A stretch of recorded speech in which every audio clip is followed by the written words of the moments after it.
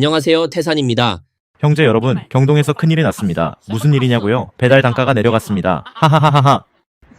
이제 곧 1위안짜리 배달 단가가 현실이 될 것 같습니다. 네, 잘못 들으신 게 아닙니다. 오늘 모 배달 플랫폼에서 단가가 역사상 최저치를 기록했습니다. 바로 한 건당 1위안입니다. 여러분 큰일입니다. 방금 저녁 배달 피크 시간에 배달 앱 메인 화면에 1위안짜리 주문이 올라왔습니다. 저는 그걸 보고 이걸 내가 잡아야 하나 말아야 하나 고민하고 있었는데 그 순간 순식간에 다른 분이 그 주문을 가져가셨습니다. 이제는 정말 아무런 기준도 아무런 바닥도 없는 건가요? 전 플랫폼 통틀어 가장 낮은 배달 단가가 등장했습니다. 경동에서는 1위안에 5층까지 배달을 해야 하고 강소에서는 2건에 2.2위안, 광동에서는 2건에 2.6위안이라는 단가가 나왔습니다. 전국적으로 이보다 더 낮은 단가가 있을까요? 정말 묻고 싶습니다. 그리고 경동 사장님, 당신은 과연 배달 기사님들을 형제로 생각하고 계십니까? 이제 곧 겨울입니다. 그런데 한 건당 1위안이라뇨? 대체 어떤 배달 기사님이 이런 주문을 맡으실 수 있겠습니까? 이건 명백하게 기사님들의 노동력을 착취하는 것입니다. 저는 진심으로 말씀드립니다. 이제는 더 이상 서로 경쟁하며 스스로를 갉아먹는 일을 멈추고 모두가 단결하여 플랫폼의 부당한 구조에 맞서야 할 때입니다. 배달이라는 길은 이미 꽉 찼습니다. 올해 많은 사람들 사이에서 유행한 말이 하나 있죠. 에휴, 안 되면 그냥 배달이나 하지 뭐. 하지만 이제는 정신 차리셔야 할 때입니다. 그 마지막 대피로라 여겨졌던 배달 일조차도 이제 거의 막혀가고 있습니다. 요즘 중국의 배달 업계 분위기가 완전히 바뀌었습니다. 단가가 말도 안 되게 낮아졌고 배달 기사들은 그렇게 고생하며 뛰어다녀도 겨우 몇 푼 벌기 바쁜 상황입니다. 1위안 조금 넘는 금액으로 배달 한 건을 처리해야 하는 상황인데 배송료와 보험료, 기타 비용을 고려하면 도무지 맞지 않는 구조입니다. 이러한 현실은 한때 배달로 생계를 꾸려갈 수 있을 거라 믿었던 수많은 분들께 큰 좌절을 안겨주었고 업계 전체의 지속 가능성에도 전례 없는 위기를 가져오고 있습니다. 예를 들어 6건 배달해서 6위안 건당 평균 1위안 꼴이고요. 또 어떤 경우는 2건 배달해서 2.8위안 건당 평균 1.4위안밖에 안 됩니다. 심지어는 한 건에 1위안도 안 되는 주문도 있다고 합니다. 이런 단가로는 하루 50위안 벌기도 힘들겠지요. 이건 마치 배달 기사님들을 우롱하는 처사나 다름없습니다. 단가가 너무 낮다 보니 많은 기사님들이 아예 그만두는 상황이 일어나고 있습니다. 결국 일부 주문은 다른 플랫폼으로 분산되는 일까지 벌어지고 있습니다. 그런데도 해당 플랫폼 측에서는 시스템 오류 때문이라고 해명하고 있지만 누가 봐도 명백하지 않습니까? 이건 단순한 오류가 아니라 일종의 압박 테스트입니다. 배달 기사들이 어디까지 가격을 감내할 수 있는지 그 최저선을 시험하려는 의도가 분명해 보입니다. 한일인 미디어 이용자는 이렇게 질문했습니다. 감독 부서에서는 정말 아무도 나서서 이 상황을 관리하지 않는 건가요? 지금은 배달 한 건당 1위안 수준인데요. 배달 기사 한 분이 하루에 30건을 처리하려면 적어도 5시간은 일해야 합니다. 5시간 일에 벌 수 있는 돈이 30위안인데 담배 한 갑이 20위안이 넘고 물 한 병도 5위안, 식사 한 끼도 20위안은 기본인데 이러다 보면 오히려 적자만 늘어나는 셈입니다. 그래서 그는 무엇보다 자기만의 기준과 마지노선을 반드시 지켜야 한다고 조언했습니다. 또 다른 일인 미디어 이용자는 다음과 같이 지적했습니다. 이전부터 아요마 플랫폼에서 번개 배송을 도입한 이후 메이트안에서는 아예 주문이 거의 끊겼습니다. 그는 2-3년째 배달 일을 해오고 있지만 올해가 가장 힘든 해라고 토로했습니다. 점심시간 피크타임에 일부러 나가서 일을 해봤는데 주문이 많을 줄 알았던 기대와는 달리 정말 말도 안 되는 상황이 벌어졌습니다. 수킬로미터 거리 배달에 3.8위안, 도심으로 들어가는 건 3.3위안밖에 안 줍니다. 이런 말도 안 되는 단가로 배달 기사분들은 도대체 어떻게 생계를 유지하라는 건가요? 요즘 배달 일이 점점 더 힘들어지고 있습니다. 경동 배달 앱 사장님 동거께서 말씀하시길 계속 경쟁해야 한다, 아래로 계속 파고들어야 한다고 하셨는데요. 이 파고드는 경쟁에도 두 가지 방식이 있다고 합니다. 하나는 위로 올라가는 경쟁, 다른 하나는 아래로 내려가는 경쟁인데 지금 경동의 방향을 보자면 명백히 아래로 파고드는 방식입니다. 그 결과는 무엇이냐면 결국 배달하는 사람들 모두가 수입이 없어지는 구조가 된다는 겁니다. 지금 저희가 배달을 해보면 한 건당 1위안짜리도 있습니다. 그럼 도대체 이걸로 어떻게 살아갑니까? 배달 한 건에 1위안 받으면 충전하러 가는 전기세도 안 나옵니다. 전기 배터리를 대여해 쓰시는 분들은 배터리 요금도 감당이 안 됩니다. 휘발유 오토바이로 배달하시는 분들은 말할 것도 없고 기름값도 안 나옵니다. 공유 배달을 하든 한 집 배달을 하든 요즘 배달 일을 하시는 분들이 공통적으로 가장 크게 느끼는 부분은 바로 주문량이 갈수록 줄고 있다는 점입니다. 그 이유는 사실 명확합니다. 예전에는 전문 배달 기사들이 배달 산업을 지탱하고 있었지만 최근에는 개인 사업을 하던 사장님들, 오프라인 매장을 운영하던 분들까지도 더 이상 버티지 못해 속속 배달 업계로 유입되고 있습니다. 그 결과 업계 경쟁이 단기간에 급격히 치열해졌고 배달 기사는 늘어났지만 주문 수는 분산되면서 전체적으로 줄어들고 있는 상황입니다. 한편 소비자들도 허리띠를 바짝 조이고 있어 예전처럼 쉽게 배달을 시키지 않습니다. 많은 이들이 직접 장을 보고 집에서 식사를 해결하며 한 끼마다 몇 위안씩 아끼는 방식으로 장기적인 절약을 실천하고 있습니다. 이러한 변화는 결국 배달 주문량 감소로 이어지고 있습니다. 그래서 지금이야말로 정말 신중하게 고민해 보셔야 할 시점입니다. 과연 다른 업종이나 다른 길에서 더 안정적인 수입을 기대할 수는 없는지, 굳이 배달 일만 붙잡고 있어야 할 이유가 있는지 돌아볼 필요가 있습니다. 더욱이 중국에서는 앞으로 배달이 장기적으로 생계를 의지하기 어려운 업종이 될 가능성이 매우 큽니다. 배달 로봇, 인공지능, 드론 배송 등이 본격적으로 보급되기 시작하면 배달 경쟁은 지금보다 훨씬 더 치열해질 것이며 플랫폼 측에서도 더 많은 인력을 필요로 하지 않게 될 것입니다. 결국 배달 기사들의 상황은 지금보다 더 힘들어질 수 있습니다. 한편 최근에는 경동의 지나치게 낮은 배달 단가 문제가 큰 논란을 일으켰습니다. 이 사안이 채 가라앉기도 전에 일부 기사들에게는 이미 입단속이 내려졌다는 소식까지 전해지고 있습니다. 이는 곧 문제가 너무 심각해 플랫폼 자체에서도 더 알려지는 것을 두려워하고 있다는 신호이기도 합니다. 요즘 배달은 정말 사람이 할 일이 아닌 것 같습니다. 오늘 경동 배달을 뛰고 계신 배달 기사님 한 분을 우연히 뵈었는데요. 저도 플랫폼을 바꿔서 한번 뛰어볼까 하는 생각이 들어 그분께 직접 가서 여쭤보고 상황을 알아봤습니다. 그런데 결과는 제 예상보다 훨씬 충격적이었습니다. 경동 배달앱 대표는 정말 우리를 너무 만만하게 보는 게 아닌가 싶은 수준입니다. 이 배달 기사님 말씀으로는 어제 하루에 30건 넘게 배달하셨는데 고작 100위안 조금 넘게 벌었다고 합니다. 지금 경동의 배달 단가 상황이 얼마나 황당하냐면요. 모든 묶음 주문은 배달을 완료하기 전까지 단가를 볼 수조차 없다고 합니다. 즉 주문을 완료하고 나서야 이 한 건이 얼마짜리였는지를 확인할 수 있는 구조입니다.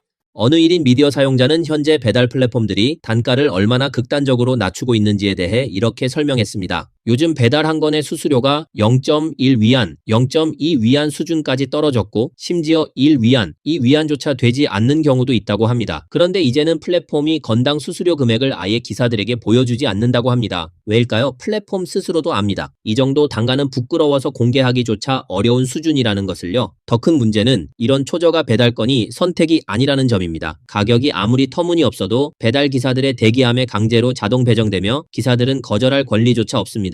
왜 이런 구조가 생겼을까요? 플랫폼들이 다음과 같은 의무 조건을 걸어놓고 있기 때문입니다. 하루 30건 이상 배달 또는 8시간 이상 온라인에 접속해야 합니다. 이를 충족하지 못하면 그날의 근무는 출근 인정이 되지 않고 출근 수당 보조금도 전부 사라지게 됩니다. 그래서 현재의 실태가 이런 것입니다. 이미 많은 기사님들이 일을 그만두고 싶어 하지만 일을 멈추는 순간 수입이 빵원이 되어 생계를 유지할 수 없어 억지로 버티고 있다는 것입니다. 한 배달 기사님은 이렇게 말했습니다. 지금 경동에서 배달하는 사람들 다 억지로 하는 겁니다. 대부분 떠났고 남아있는 분들은 가족 생계를 책임져야 하는 분들 뿐이라 말 그대로 착취에 가까운 현실을 견디며 버티고 있는 상황입니다. 더 심각한 문제도 있습니다. 아요마 플랫폼은 최근 배달 제한 시간을 20분대로 줄였습니다. 이 짧은 시간 안에 배달을 끝내지 못하면 감점이 발생하지만 이 과정에서 배달 기사들의 안전은 그 누구도 책임지지 않는 구조가 되어버렸습니다. 오늘 온라인에서 사진 한 장이 화제가 되었습니다. 사진에는 이 문구가 적혀 있습니다. 친애하는 우선 배달 기사님께 겨울이 다가옴에 따라 고객님의 만족도를 높이고 따뜻한 음식이 전달될 수 있도록 하기 위해 내부 논의 끝에 다음과 같은 결정을 내렸습니다. 현재는 비수기로 주문량이 적은 시기이므로 배달 시간 기준을 기존 최소 30분 이내에서 22에서 25분 이내로 단축합니다. 정해진 시간 안에 배달이 어려우신 분께는 전동 오토바이 개조를 권장합니다. 개조가 어렵다고 판단되시면 다른 직업을 알아보시는 것도 추천드립니다. 이 업계는 당신께 맞지 않을 수 있습니다. 당신이 배달을 안 해도 배달할 사람은 얼마든지 있습니다. 이 문장은 많은 분들께 충격을 안겨주었고 현장에 계신 배달 기사님들의 현실이 얼마나 가혹한지를 보여주는 사례로 여겨졌습니다. 한 1인 미디어 운영자가 여러 도시의 배달 운영 관리자들에게 질문을 했고 그 결과 현재 전국적으로 배달 시간이 실제로 약 3분가량 단축되었다는 결론을 얻었다고 합니다. 공식 설명은 사용자 경험을 향상시키기 위한 조치라고 하는데 문제는 과연 이것이 배달 기사님들에게 공정한 결정인가 하는 점입니다. 배달 시간을 끝없이 줄이기만 해서 배달 기사님들의 생명과 안전은 누가 책임지겠다는 것인지 의문입니다. 시간이 단축된다는 건 곧 음식점은 음식 출고 시간을 지체해서는 안 되고 배달 기사는 전속력으로 움직여야 하며 심지어는 신호 위반, 엘리베이터 탑승 경쟁, 위험한 속도 주행까지 감수해야 한다는 뜻입니다. 여기에 일부 아파트 단지 구조, 오래된 엘리베이터, 병원 복도 같은 물리적 제약까지 생각해보면 지금 주어진 시간을 맞춘다는 건 현실적으로 매우 어렵습니다. 배달을 해본 적 없는 사람들이 규칙을 만들면 20몇 분이라는 시간이 얼마나 빠듯한지 전혀 모를 수도 있습니다. 그런데도 알고도 무시하는 것이라면 이는 배달 기사님들을 한 사람이 아닌 시스템의 도구로 취급하고 있다는 의미입니다. 이 1인 미디어 운영자가 특히 우려하는 점은 이러한 사용자 경험을 명분으로 한 시간 단축 정책이 다른 플랫폼으로 확산될 가능성입니다.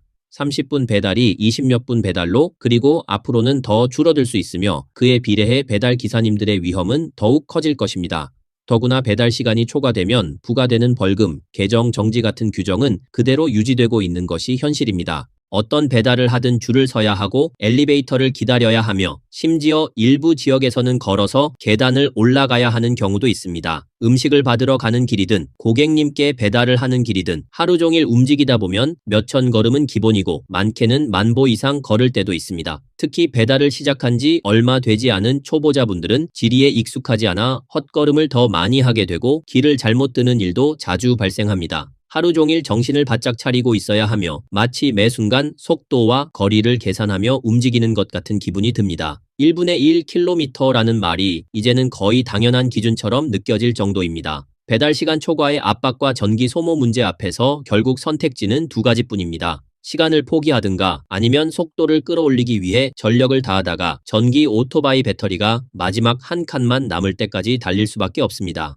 여러분께 말씀드리자면 제가 배달 일을 시작한 지 벌써 20일이 되었습니다. 사실 배달이라는 일이 꽤 힘든 일입니다. 배달을 하시는 형제자매 여러분들 정말 고생 많으십니다. 스스로 어떤 사정이나 불가피한 상황이 없다면 누가 정말 이 일을 자청해서 하겠습니까? 배달이라는 건 시간과 자신의 생명을 두고 경주하는 일이기도 합니다. 그래서 여러분께서도 배달 기사님들께 조금 더 이해와 배려를 보여주셨으면 좋겠습니다.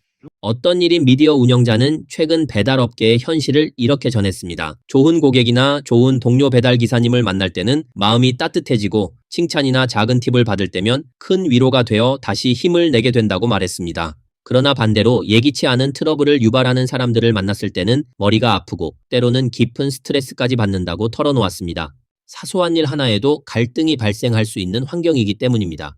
그는 자신이 공유형 배달을 하고 있으며 매일 오후 5시 30분부터 일을 시작해 보통 밤 9시 30분까지 일한다고 소개했습니다. 하루 평균 수입은 50에서 60위안, 우리 돈으로 약 1만 원에서 1만 2천 원 정도에 불과합니다. 비가 오는 날 주문량이 조금 늘기는 하지만 매일매일이 고되고 힘든 생활이라고 호소했습니다. 현재 중국 외식 배달 업계의 상황은 단 한 문장으로 정리됩니다. 상점은 대거 이탈하고 배달 기사들의 수입은 계속 줄고 있다. 한때 각 플랫폼들이 정부 보조금 경쟁을 벌이며 치열하게 고객을 유치하던 시절이 있었지만 그 대전이 끝난 지금 현장에 남은 것은 심각한 타격을 입은 배달 기사들과 겨우 명맥을 유지하고 있는 영세 음식점 사장님들 뿐입니다. 재무제표를 살펴보면 배달 플랫폼들의 실적 역시 외부에서 생각하는 것만큼 여유롭지 않다는 사실이 더 분명해집니다.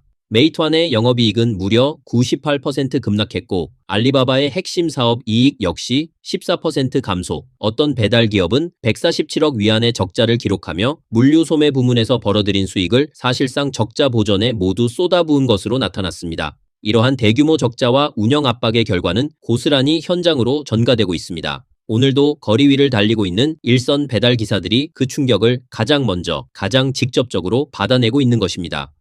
어느 배달 플랫폼의 일선 직원인 이뇌 씨는 한마을 커뮤니티 운영자에게 다음과 같이 말했습니다. 해당 기업이 본격적으로 배달 시장 경쟁에 뛰어든 이후로 그룹 전반의 각 사업 부문에 대해 훨씬 더 엄격한 출퇴근 관리와 벌금 제도가 시행되었다고 합니다.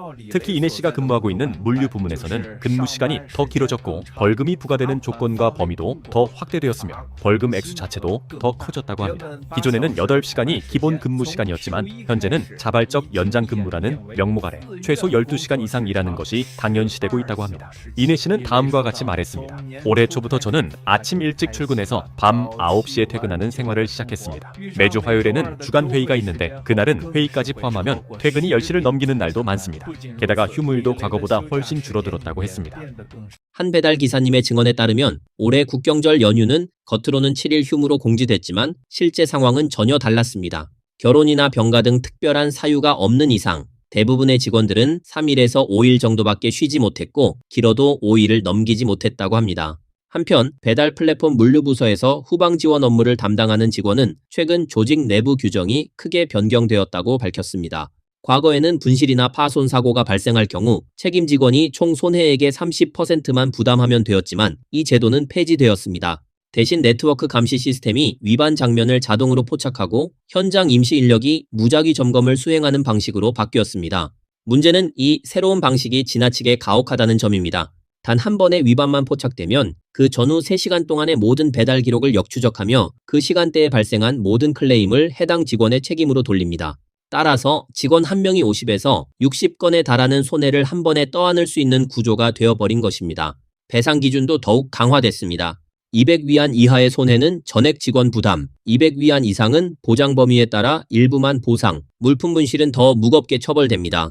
박스가 조금만 찌그러져도 고객이 물건이 빠졌다고 주장하면 1000위안 이하 손해는 직원이 전액 배상, 그 이상 금액도 여전히 30% 부담입니다. 직원 한매매 씨는 씁쓸하게 말했습니다. 올해는 정말 유난히 많이 깎였습니다. 실수령을 계산해보면 예전보다 거의 20%는 줄었어요. 그는 이렇게 깎인 비용의 상당 부분이 플랫폼이 고액 할인 쿠폰을 뿌릴 때 사용되고 있다고 지적했습니다. 보조금 경쟁의 여파는 음식점 사장님들에게도 치명적입니다. 한 음식점 사장은 최근 신규 주문의 약 75%가 실결제 금액 15위안 이하의 저가 보조금 주문이라는 사실을 확인했고, 이런 구조에서 장사를 유지하기가 점점 더 어려워지고 있다고 말했습니다. 하남성의 한 한식당 사장이 예시를 들었습니다. 원가 10위안의 라면을 매장에서 판매하면 가격은 17위안, 남는 이익은 7위안입니다. 그러나 배달 플랫폼에서는 상황이 완전히 달라집니다. 판매가는 포장 배달비 포함 28.8위안, 소비자가 11위안 쿠폰을 쓰면 실결제는 17.8위안, 보조금 7위안은 사장 부담, 플랫폼 수수료 23%를 제하면 실제 수령 금액은 11.33위안으로 남는 이익은 고작 1위안 수준입니다. 사장은 보조금을 꺼보기도 했지만 주문량은 하루 30건에서 한 자릿수로 붕괴했고, 다시 보조금을 켜면 주문은 들어오지만 수익은 남지 않는 딜레마가 반복됐다고 토로했습니다. 외식업 분석기관인 홍찬연구원에 따르면 중국 외식업계의 평균 생존 주기는 2015년 2.1년에서 2025년 현재 15개월로 급격히 단축되었습니다. 보조금 구조가 외식업자를 사실상 시장에서 빠르게 밀어내고 있다는 분석입니다. 요즘 특이한 현상 중 하나는 배달 기사들 중 능력이 없는 사람은 오히려 보기 어렵다는 점입니다. 현장에는 외모도 좋고 성격도 유쾌하며 말솜씨 좋고 일처리 능력까지 뛰어난 청년들이 매우 많습니다. 그래서 사람들은 질문합니다. 이런 청년들이 왜 배달을 하나요? 왜 창업이나 장사를 하지 않나요? 기술 교육이라도 받으면 되지 않나요? 이에 대해 한일인 미디어 운영자는 이렇게 답했습니다. 문제는 능력이 없어서가 아닙니다. 오히려 현실을 너무 잘 알기 때문입니다. 창업한다고 바로 성공하는 것이 아니고 장사를 시작한다고 해서 당장 유지되는 것도 아니며 기술을 배운다 해도 즉각적인 수입이 생기지 않는다는 현실, 그 냉혹함을 누구보다도 잘 알고 있기 때문에 배달업을 택하고 있다는 설명입니다. 요즘 젊은 사람들 결코 어리석지 않습니다. 이건 마치 한 사람을 사막 한가운데 던져놓고 그 앞에 물 한 병과 들수조차 없는 금덩어리 하나를 놓는 것과 같습니다. 그럴 때 그 사람이 뭘 선택할지는 너무나 분명하겠죠. 당연히 물 한 병을 선택합니다. 이건 단지 선택지일 뿐입니다. 왜 배달 일을 하느냐고요? 배달은 바로 그 물 한 병입니다. 그런데 누군가가 이건 함정이야 라고 말한다고 해서 그 사람이 그래도 이건 어쩔 수 없이 빠질 수밖에 없는 함정이니까 하고 포기해야 할까요? 아니지 않습니까?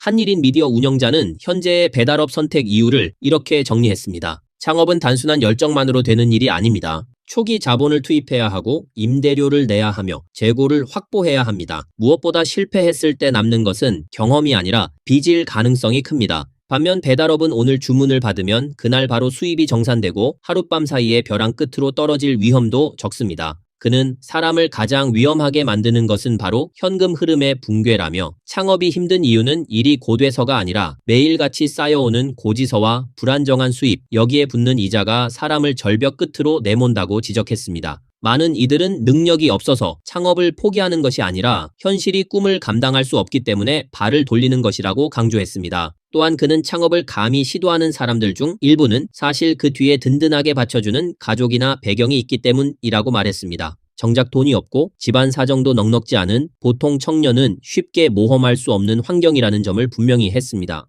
기술을 배우고 싶지 않은 것도 아니고 가게를 열고 싶지 않은 것도 아니라고 합니다. 많은 사람들이 실제로 시도해보았고 경험도 있지만 결국 현실은 그들을 책상 앞이 아닌 거리로 떠밀었습니다. 일단은 살아남아야 했기 때문이라는 것이 그의 설명입니다. 그는 자신의 가게에서 함께 일하는 배달 기사들에 대해서도 언급했습니다. 현재 매장에서 함께 일하는 분들 중에는 과거 직접 가게를 운영했던 사장님도 있고 하얀 와이셔츠를 입고 사무직으로 일하던 직장인도 있으며 심지어 석사 학위를 가진 분들도 있다고 합니다. 그는 똑똑한 사람들이 정말 많다고 강조하며 지금 배달 일을 선택한 것은 능력의 문제가 아니라 그만큼 경제 상황이 악화되어 어쩔 수 없이 선택한 생존 전략일 뿐이라고 설명했습니다. 오늘 영상은 여기까지입니다. 시청해주셔서 감사합니다. 안녕하십니까, 이태일입니다. 저는 올해 37살인데 아직 결혼을 하지 않았습니다. 솔직히 말씀드리면 앞으로도 결혼은 못할 것 같다는 생각이 듭니다. 이 나이에 저를 받아줄 사람이 있을까 싶거든요. 그래서 이미 마음의 준비는 어느 정도 해두었습니다. 하지만 제가 어느 날 이런 문장을 보게 되었어요. 부모님이 돌아가시면 당신에겐 이제 집이 없다. 그 말을 보는 순간 정말 참았던 감정이 무너져 버렸습니다. 그런데 저는 정말 너무 바쁩니다. 매일 샘플 정리에, 촬영에 하루하루 정신없이 살아가다 보니 연애를 할 틈조차 없더군요. 저도 정말 연애하고 싶어요. 진심으로 그렇습니다. 여러분 제발 저 좀 살려주세요. 요즘 저희 어머니께서 엄포를 놓으셨어요. 올해 연말까지도 상대를 못 찾으면 당장 고향으로 돌아오라고 하시네요. 저번 맞선이 끝난 후 부모님 두 분 다 크게 화를 내시며 제가 눈이 너무 높다고 질책하셨어요. 조건 좋은 사람은 감히 넘보지 못하고 조건이 조금 부족하면 또 마음에 안 든다고 한다는 겁니다. 부모님은 그러세요. 남자 쪽 부모님 인품이 참 좋으시던데 자식이 어디 나쁘겠느냐고요. 그런데 전화기 너머에서 저는 말도 제대로 못하고 속으로 울고 있었습니다. 너무 억울하더라고요. 부모님은 조건만 맞으면 된다고 생각하시지만 저는 마음이 맞는 사람, 정말 잘 통하는 사람을 바라고 있습니다. 누군가는 말하죠. 누구랑 결혼해도 다 똑같아. 살다 보면 정은 쉽게 돼 있어. 하지만 저는 그렇게 생각하지 않습니다. 저에게 결혼은 단순히 같이 사는 게 아니라 진심으로 통하는 사람과 함께 살아가는 일입니다. 최근 몇 년 사이 중국 경제가 하향세를 보이면서 청년층은 매우 무거운 삶의 압박에 시달리고 있습니다. 결혼을 두고 일선 대도시에서는 주택 구입 비용이 거의 결혼의 필수 조건처럼 여겨지며 이에 많은 젊은이들은 결혼 자체를 포기하거나 망설이고 있습니다. 또한 대학 졸업생들은 취업이 어려울 뿐만 아니라 임금 상승도 매우 느린 상황이며 교육비, 의료비, 자녀 양육비 등 생활비 전반이 지속적으로 높은 수준을 유지하고 있어 이러한 요인들이 더 많은 청년들에게 결혼을 미루거나 아예 하지 않겠다는 선택으로 이어지고 있습니다. 게다가 여성의 교육 수준이 높아지면서 이들은 자신의 경력과 전문성을 살릴 수 있는 직업적 성장을 더욱 중요하게 여기고 정신적으로 잘 통하는 사람과의 관계를 우선시하는 경향이 강해졌습니다. 그에 따라 결혼을 위해 자신의 기준을 낮추거나 타협하는 것을 꺼리는 경우도 많아지고 있습니다. 세상에 요즘 여성분들 정말 얼마나 절박해지신 걸까요? 제가 오늘 댓글창을 보다가 깜짝 놀랐습니다. 어떤 여성분이 무려 100명이 넘는 남성분들에게 직접 댓글로 대화해요 라고 답을 다셨더라고요. 정말 얼마나 간절하셨으면 그랬을까요? 요즘은 보면은 대부분 여성분들이 먼저 다가가고 남성분들은 오히려 소극적인 경우가 많습니다. 그래서 저도 문득 궁금해졌습니다. 하물의 미혼 남성분들은 다 어디로 가신 걸까요? 이 블로그는 올해 37살인데 결혼을 제때 하지 못한 것에 대해 큰 불안감을 가지고 있습니다. 만약 나중에 나이가 더 들어서야 인연을 만나게 된다면 그때는 사실 큰 의미가 없을 것 같다는 생각이 듭니다. 왠지 외롭게 평생을 마치게 될 것 같다는 불안감도 들어요. 지금은 그래도 부모님께서 살아계시고 건강하시니까 무슨 일이 있으면 의논도 하고 마음 나눌 수 있어서 참 다행인데요. 하지만 나중에 부모님이 돌아가시고 혼자 남게 된다면 그땐 대체 어떻게 살아가야 할까요? 혼자 외롭게 지낼 생각을 하면 정말 막막합니다. 그런데 상대를 찾는 일은 너무 어렵습니다. 특히 저처럼 나이가 있는 사람은 더더욱요. 그래서 저도 이제는 마음을 정했습니다. 저는 집도 차도 예물도 바라지 않아요. 그저 저를 마음에 들어하고 진심으로 저를 아껴주는 사람이면 그걸로 충분합니다. 35세, 미혼이고 자녀도 없는 저는 아직 소개팅 시장에서 경쟁력이 있을까요? 오늘 소개팅을 하기로 했습니다. 이번 소개팅은 2024년 들어 처음 하는 자리예요. 상대방은 88년생, 하북 당산 출신이시고 저보다 1살 연상이세요. 창평에 집이 있지만 차는 없고 주택 대출이 아직 260만 위안 남아있다고 합니다. 직장은 국영기업 연구개발부서에 다니신다고 들었어요. 소개팅 상대는 회사 동료가 소개해준 분인데 사람이 참 성실하고 정직하며 따뜻한 성격이라 꼭 한번 만나보라고 하더라고요. 사실 저는 처음엔 좀 꺼려졌습니다. 거리가 너무 멀어서요. 그런데 상대방이 꼭 저를 만나고 싶다고 해서 오늘 오후 5시에 보기로 약속했어요. 잘 되든 안 되든 예의는 지켜야 하니까요. 최소한 나 자신을 정돈하고 나가는 것이 상대에 대한 기본적인 예의라 생각합니다. 블로그에 따르면 남성분이 약속 시간보다 먼저 도착했고 그녀에게 무엇이 먹고 싶은지 다정하게 물었습니다.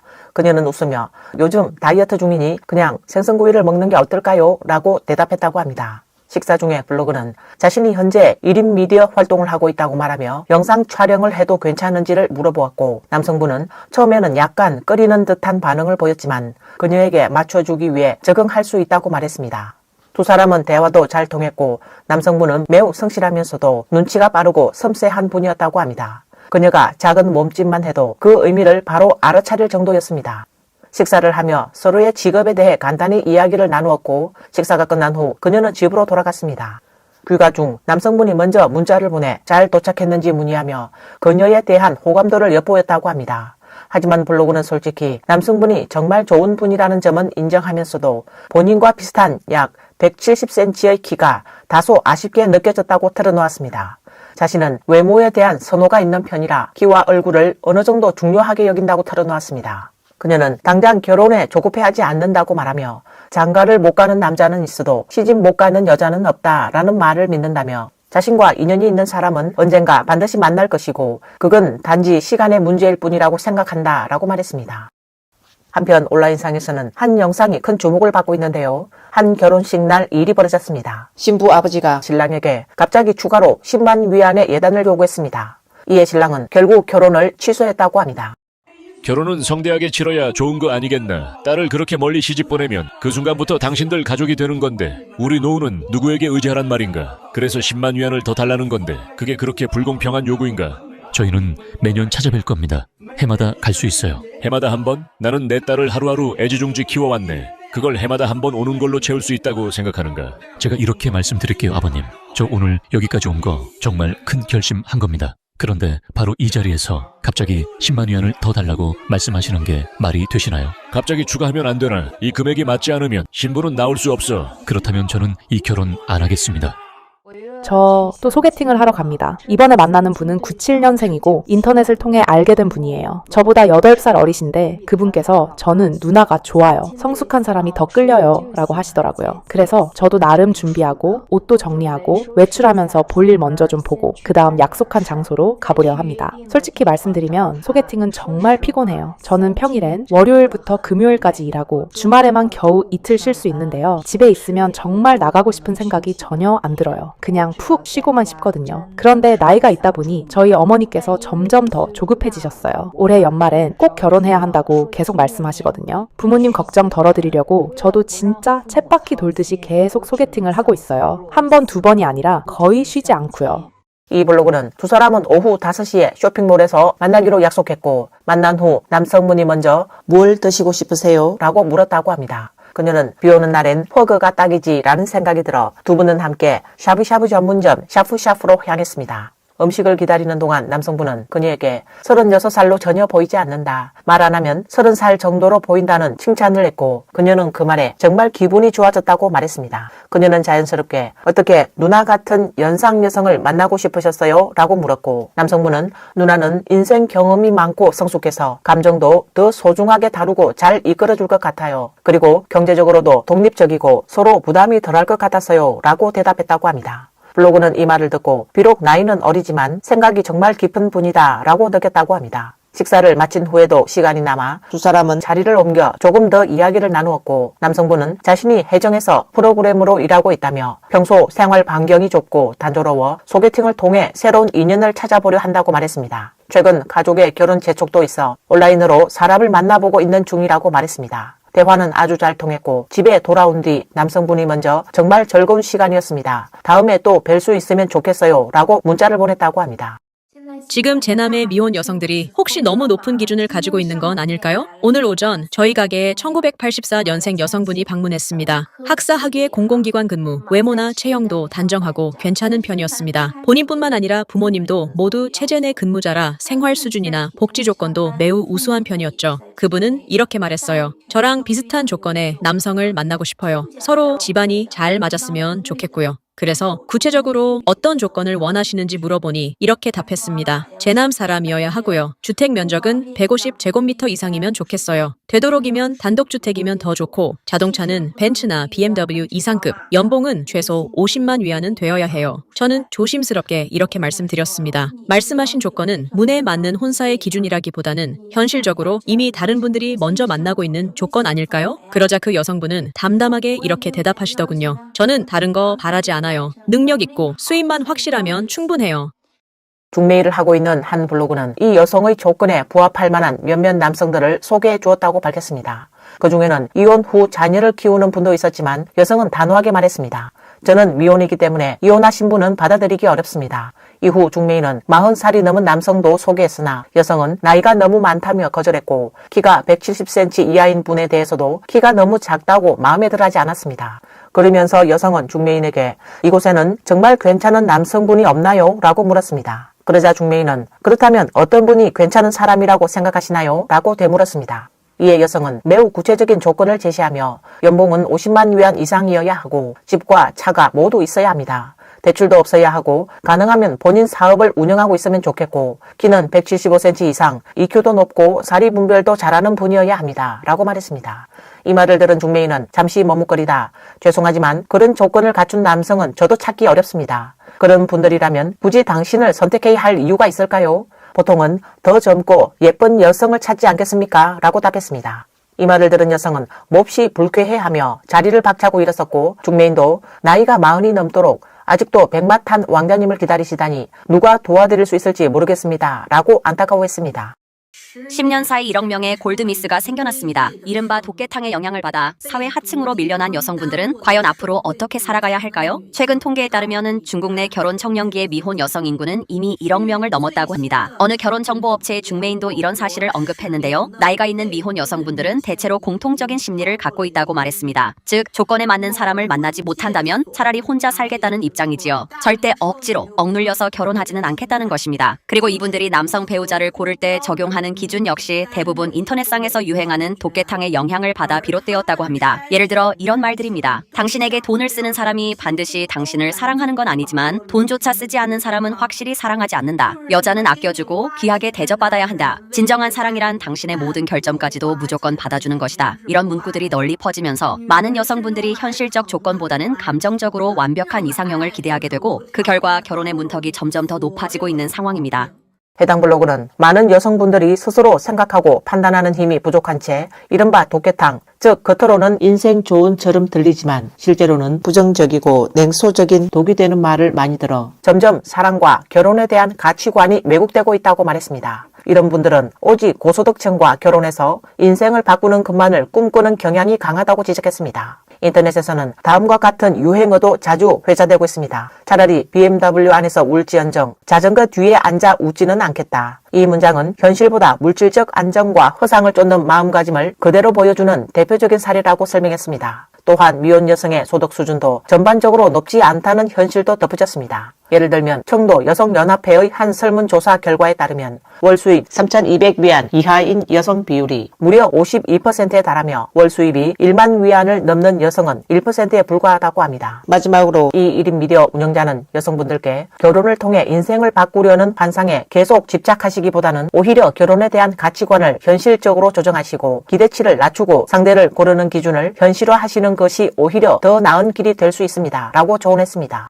노총각과 노처녀 중 누가 더 조급할까요? 누가 더 조급하냐고요? 제 생각에는 남성분들이 더 조급할 것 같습니다. 왜 그렇게 생각하시나요? 요즘은 여성분들이 점점 더 독립적으로 변해가고 있습니다. 일도 하고 가족도 있고 또 나름대로의 사회적 관계나 인간관계도 갖고 계시잖아요. 그래서 굳이 남성에게 의존할 필요가 없다고 생각합니다. 많은 여성분들이 굉장히 자립적인 분들이 많으세요. 반면에 남성분들은 집을 떠나 사회에 나와서 오히려 가정을 이루어야 한다는 부담감을 더 많이 느끼는 것 같아요. 그래서 제 생각에는 남성분들이 더 조급한 것 같습니다. 골드미스들은 결국 대부분 다음 3가지 유형의 남성과 결혼하게 됩니다. 첫 번째 유형은 일과 인품을 모두 갖춘 성숙한 남성입니다. 이런 남성분들은 보통 여성보다 5살에서 10살 정도 연상인 경우가 많고 한 번의 결혼 경험이 있으며 경제적으로 안정된 기반과 풍부한 삶의 경험을 가지고 있는 경우가 많습니다. 이런 분들은 여성의 작은 감정이나 성격도 잘 이해하고 받아들이며 가정을 위해 기꺼이 헌신하려는 태도를 가진 경우가 많습니다. 그래서 대부분의 골드미스들이 풋풋한 연애보다 현실적인 삶의 안정과 질을 더 중요하게 생각하는 경우, 이런 재혼 남성분을 배우자로 선택하는 경우가 많습니다. 블로그 양자전은 3가지 유형의 결혼 사례 중 두 번째 경우는 일부 노처녀로 불리는 여성분들이 본인의 조건과 비슷한 노총각들과 결혼을 하려는 경우입니다. 이런 결혼은 다소 로맨틱함은 덜할 수 있지만 상대방 모두가 여러 차례 맞선을 경험했기 때문에 서로의 마음을 잘 이해하고 현재 곁에 있는 사람을 더욱 소중히 여기는 경향이 있습니다. 비록 불같은 사랑은 아닐 수 있으나 조용하고 평범한 일상 속에서도 진심 어린 감정은 충분히 존재한다고 했습니다. 세 번째 경우는 현대 여성들의 경제적 자립이 점차 높아지면서 연하남과의 연애와 결혼이 점점 더 보편화되고 있다는 점입니다. 여성들이 더 이상 남성의 경제력에 의존하지 않고 감정적인 교감과 동반자적인 관계를 더욱 중시하게 되면서 나이 차이가 더 이상 큰 장벽이 되지 않는다는 의견도 함께 전했습니다. 정말 예상하지 못했습니다. 저희처럼 한때 노처녀라고 불렸던 여성들이 지금은 오히려 시대의 혜택을 가장 먼저 누리는 사람들이 될 줄은요. 결혼도 하지 않았고 아이도 낳기 전에 이미 결혼이라는 제도의 본질을 먼저 꿰뚫어 볼 수 있었던 건 인터넷 덕분에 수많은 여성분들이 직접 겪은 결혼 생활의 피와 눈물, 그리고 산더미 같은 현실 문제들을 공유해준 덕분이었습니다. 이런 이야기들을 보면서 결혼이라는 일에 대해 더욱 신중해질 수밖에 없었다고 말했습니다. 많은 분들이 감정에 휩쓸려 무작정 결혼을 해 자신과 아무 관련도 없는 사람들과 복잡하게 얽히게 되고 그 관계를 감당하지도 못한 채 빠져나오고 싶어도 쉽게 나올 수 없는 상황에 갇혀 결국에는 자신의 인생을 통째로 소모하게 되는 경우가 많다고들 합니다. 해당 블로그는 본인이 결혼을 부정하거나 비혼주의자는 아니라고 밝혔습니다. 또한 남녀 간의 갈등을 조장할 생각도 없다고 덧붙였습니다. 다만 지금의 나이가 되다 보니 결혼에 대해 더 이상 과도한 기대를 갖지 않게 되었고 결혼을 통해 자신의 삶이 크게 달라질 것이라는 환상도 품지 않고 있다고 말했습니다. 만약에 정말 잘 맞는 사람을 만나 결혼이라는 선택을 자연스럽게 하게 된다면 그것만큼 큰 행운도 없겠지만 그렇지 않더라도 혼자서 살아가는 삶 또한 충분히 괜찮고 아무런 문제가 없다고 말했습니다. 어떤 여성분들 중에는 남성들이 여성들보다 결혼을 더 간절히 바란다고 오해하시는 경우가 있습니다. 하지만 실제로는 나이가 있는 미혼 남성들 중 많은 분들이 이미 결혼을 포기했거나 그렇게까지 급하게 생각하지 않는 경우도 많습니다. 현재 상황을 보면 보통 2가지 경우로 나뉩니다. 첫째, 애초에 결혼에 대한 의지가 없는 경우. 둘째, 결혼을 원하긴 하지만 경제적 여건이 여의치 않은 경우입니다. 예를 들어 집이나 차량을 마련할 여력이 부족한 경우죠. 반면 결혼에 대한 강한 의지는 없지만 경제적으로 여유가 있는 남성이라면 마음만 먹으면 언제든 결혼할 수 있는 환경에 있기도 합니다. 또 지금은 형편이 어려운 남성들도 시간이 지나 경제적 기반이 마련되면 더 젊은 연령대의 여성과 인연을 맺는 경우도 종종 있습니다. 하지만 여성분들의 경우 일정 나이가 지나면서 결혼 기회가 점점 줄어드는 건 안타깝지만 현실입니다. 그 시점이 되면 마음은 있어도 실제로 인연을 맺을 수 있는 대상 자체가 많지 않아지는 경우가 생기기 때문입니다.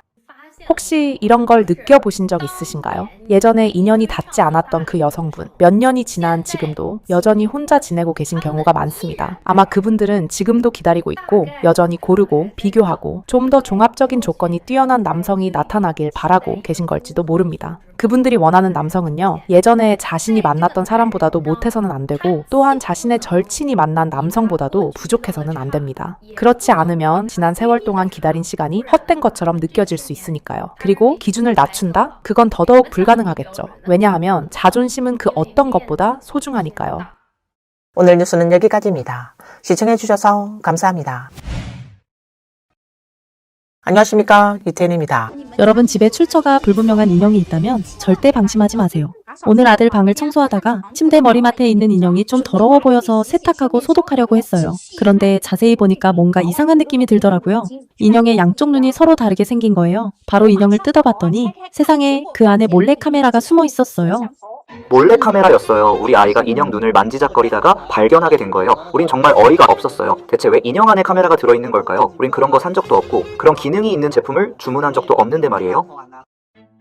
첫 느낌은 뭔가 반짝하는 거예요. 아이도 저한테 이거 카메라야? 라고 말했어요. 그래서 제가 만져봤더니 꽤 큰 덩어리가 있는 거예요. 그 인형은 길거리 뽑기 부스에서 뽑은 거였어요. 뽑고 나서 그냥 제 책장 위에 던져놨죠. 천장을 향한 채로요. 거의 3개월 동안 그냥 놔뒀는데 조카가 학교 끝나고 와서 가지고 놀다가 발견했어요. 가위로 잘라보니 진짜 카메라였고 빨간 불빛까지 들어와 있더라고요. 방금 전에 광서성 지역의 한 자매가 아이에게 사준 온라인 인형을 봤는데 아이가 가지고 놀다가 인형 눈에서 몰래 카메라가 나왔다고 하더라고요. 이 얘기를 듣자마자 진짜 등골이 오싹했어요. 그런데 판매자는 뭐라고 하느냐면 상품이 섞여서 발송됐고 직원의 실수였다는 거예요. 아니 인형 파는 상점에서 몰래 카메라가 들어간 것이 섞여서 발송됐다고요? 정상적으로 섞여 나갈 수 있는 물건이 있고 아닌 게 있잖아요. 카메라가 달린 인형이 섞여서 나갔다? 이게 말이 되나요? 11월 18일 보도에 따르면 광서성 허주의 량 씨는 기자에게 온라인에서 구매한 20개 인형 세트 중 하나의 인형 눈 안에서 카메라가 발견되어 플랫폼 측은 해당 상점의 상품을 전면적으로 판매 중단 처리했다고 제보했습니다. 최근 광서 지역에서 한 여성이 인터넷 쇼핑몰에서 구입한 인형을 아이가 가지고 놀던 중 인형의 눈 내부에서 몰래 카메라가 발견되는 충격적인 사건이 발생했습니다. 여성은 즉시 판매자에게 문의했지만 판매자는 섞어서 발송된 것이며 직원의 실수라는 말만 반복했습니다. 해당 온라인 플랫폼 측 역시 정확히 카메라인지 여부를 확인해 줄 수 없다며 책임을 회피했습니다. 이 일련의 대응은 더 큰 의문을 불러일으킵니다. 이처럼 엄밀한 카메라가 내장된 인형을 어떻게 버젓이 판매할 수 있는가? 이런 제품이 허가 없이 판매가 가능한가? 직원이 실수했다는 말 한마디로 몰래카메라 장착 인형을 일반 인형과 섞어 발송하는 것이 과연 가능한 구조인가? 온라인 플랫폼은 사전 심사나 상시적인 모니터링을 하지 않는 것인가? 더욱 소름 끼치는 것은 이 인형 하나로 인해 가정 내부가 고스란히 노출될 수 있다는 사실입니다. 그 안에서 생활하는 아이들의 개인정보와 사생활은 도대체 누가 보호해 줄 수 있겠습니까? 최근 몇 년 사이 초소형 몰래카메라로 인해 다양한 보안 우려가 제기되고 있습니다. 여러 지역에서 불법 촬영 사건이 잇따라 발생했으며 카메라는 콘센트, 욕실 샤워기, 병뚜껑 등 일상 생활용품 속에 은밀히 숨겨져 있었습니다. 혹시 이런 가능성은 없을까요? 바로 초소형 몰래카메라가 우리가 상상하는 것보다 훨씬 작다면요? 진짜 소름 돋는 건 제가 방금 택배 하나 뜯었거든요. 내시경 기능이 있는 귀이개를 샀는데 그 앞쪽에 조그만 카메라가 달려 있어요. 귀 속을 볼 수 있다길래 재미삼아 셀카 한번 찍어볼까? 하고 얼굴에 대봤는데 그 작은 카메라가 나를 아무 선명하게 찍는 거예요. 진짜 너무 놀랐어요. 그래서 바로 실험 하나 해봤어요. 그 귀이개를 방 안구석에 몰래 숨겨두고 그걸로 방 사진을 찍어서 친구한테 보내줬어요. 사진 속에 카메라가 있다는 걸 알려줬음에도 불구하고 그 친구가 카메라 찾는데 15분이나 걸렸어요. 그리고 그걸로 찍힌 화면을 보면 조명이 어두운 편인데도 사람 모습, 방 구조, 제가 뭘 하고 있는지까지 전부 또렷하게 보이는 거예요. 이 정도면 진짜 우리 주변에 있는 초소형 카메라는 우리가 눈치채지도 못하게 전부 다 보고 있는지도 몰라요. 사실 이건 카메라를 이 뚜껑 위쪽에 설치해 놓은 거예요. 바로 이 위치, 작은 구멍 하나를 통해 몰래 촬영을 하는 방식이죠. 그러니까 겉보기엔 아무것도 없어 보이지만 그 작은 구멍 뒤에 카메라가 숨어 있는 거예요. 진짜 무심코 지나칠 수 있는 위치에 완벽하게 위장된 몰래카메라가 설치돼 있던 거죠. 우리 집 거실에서 계속 모르는 여자 목소리가 들려왔습니다. 처음에는 저희가 잘못 들었나 싶었어요. 어제 외출할 때 에어컨을 끄는 걸 깜빡했는데 저희 집 에어컨은 전원이 켜져 있을 때 파란색으로 표시가 되거든요. 누구든 한 번쯤은 잊을 수 있으니까 다음부터는 외출 전에 꼭 끄자 하고 마음속으로만 기억해뒀습니다. 그냥 그걸로 끝이라고 생각했죠. 그런데 다음날 아침 제가 출근하려고 나가던 순간 거실 CCTV에서 어떤 여자 목소리가 들려오는 겁니다. 에어컨 꺼라고 말이죠. 저는 순간 너무 놀라서 바로 주방으로 도망쳤습니다. 주방 쪽이 CCTV의 사각지대이기 때문입니다. 그 소리가 분명 CCTV 스피커에서 나온 거였으니까요. 일단 카메라 시야에서 벗어나고 싶었습니다. 주변 사람들은 대부분 이렇게 말하더군요. 집 CCTV가 해킹된 것 같다. 즉 누군가가 우리 집 내부를 실시간으로 보고 있었을 수도 있다는 거죠. CCTV 화면에 잡히는 장면들, 그리고 우리가 집에서 무엇을 하고 있는지까지 말입니다. 내가 발견한 이 몰카는 침대를 정면으로 비추고 있습니다. 풍경도 멀리까지 잘 보이고 밤에는 정말 아름답겠네요. 사실 정말 무섭습니다. 멀티탭 콘센트를 개조한 겁니다. 카메라는 측면에 설치되어 있었고 바늘구멍만큼 작아서 눈에 잘 띄지 않았어요. 이건 처음부터 제조업체에서 설치해 놓은 거고 겉보기엔 그냥 휴대폰 충전용 멀티탭이에요. 128GB 저장 공간이 있어서 실시간으로 촬영된 영상을 볼 수도 있고 영상 저장도 가능합니다. 이건 전원 스위치인데요. 한번 그 안에 숨겨진 비밀을 살펴볼게요. 자, 커튼을 닫아보면 여기 아주 이상하게 반짝이는 점 하나가 보이시죠? 지금 제가 켜보겠습니다. 이건 바로 카메라 마이크, 감지 센서가 숨겨져 있는 감시 장치입니다. 요즘 몰래카메라가 공중 화장실 타일 밑에까지 설치되고 있습니다.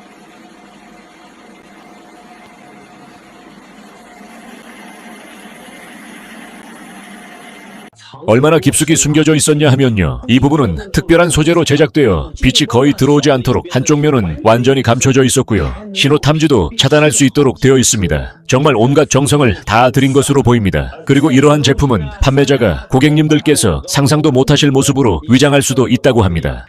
제가 연속으로 이걸 3번, 4번 찍어봤더니 뭔가 이상하다는 걸 느꼈어요. 떼어내서 보니까 역시 렌즈처럼 생긴 물체가 있었습니다. 셋톱박스 안쪽에도 비슷하게 렌즈처럼 반사되는 게 있었습니다. 그러니까 여러분, 외부에 계실 땐 꼭 조심하셔야 합니다.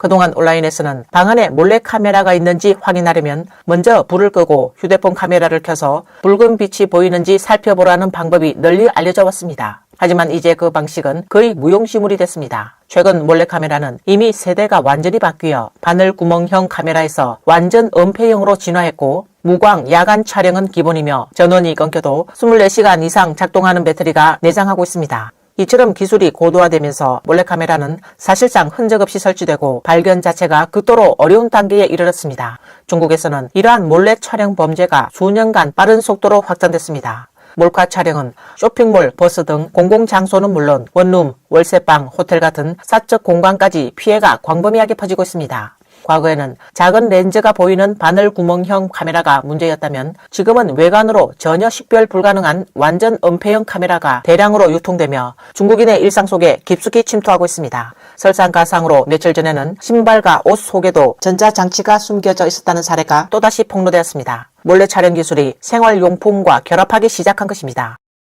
잘 보세요. 이게 우리가 발견한 첫 번째 칩입니다. 깔창을 드러내면은 두 번째 칩이 나옵니다. 자, 두 번째 칩 보이시나요? 요건 뒤꿈치 쪽 칩이고 그 다음은 앞발가락 부분에 있는 칩입니다. 만약 단순히 정품 확인이나 인증용이라면 QR코드 같은 표시만 넣어도 충분했을 텐데 대체 왜 이렇게 번거롭게 신발 밑창 속에 칩을 심어 넣는 걸까요? 신발 바닥을 이렇게 열어보면요. 여기 칩이 하나 들어있는 게 보이시죠?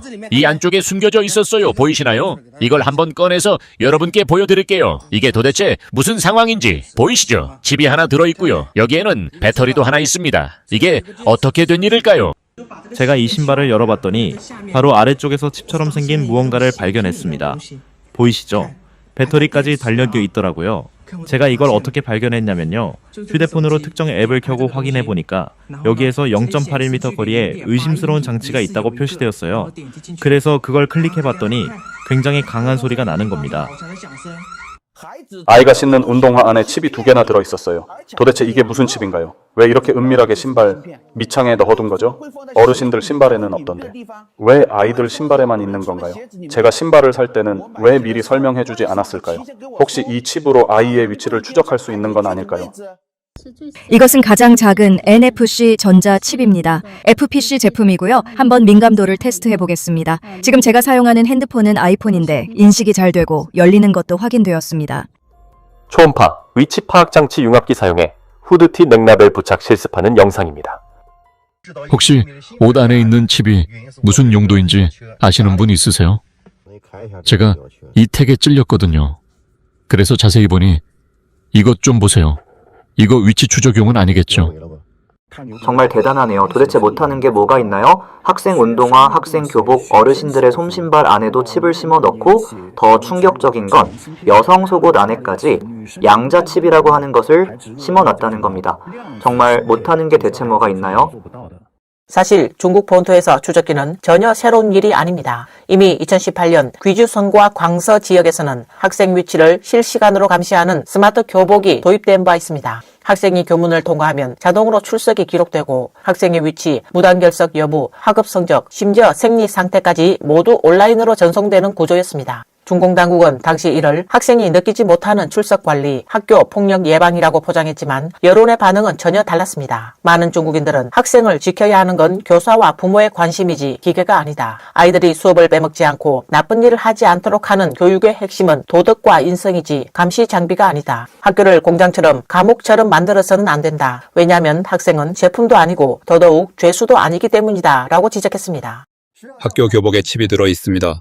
이건 제 아들의 교복인데요. 칩은 바로 이 부분, 학교 배지 뒤쪽에 들어 있습니다. 학교 측 말로는 관리하기 편리하게끔 한 것이라고 하더군요. 이 안에는 학부모 정보, 아이의 혈액형 같은 내용도 포함되어 있습니다. 교복 안에 칩을 넣는 이유가 뭘까요? 그게 무슨 이점이 있다는 걸까요? 학교 측 설명에 따르면 이 칩은 학생들이 무단으로 학교를 빠져나가는 것을 방지하기 위한 것이라고 합니다. 정말 그 말을 믿으시나요? 학생이 정말로 빠져나가려고 마음먹었다면 교복을 벗고 나가면 그만이라는 걸 모를까요? 도대체 교복에 칩을 넣는 것이 다른 어떤 목적이 있는 것은 아닌지 의심스러울 따름입니다.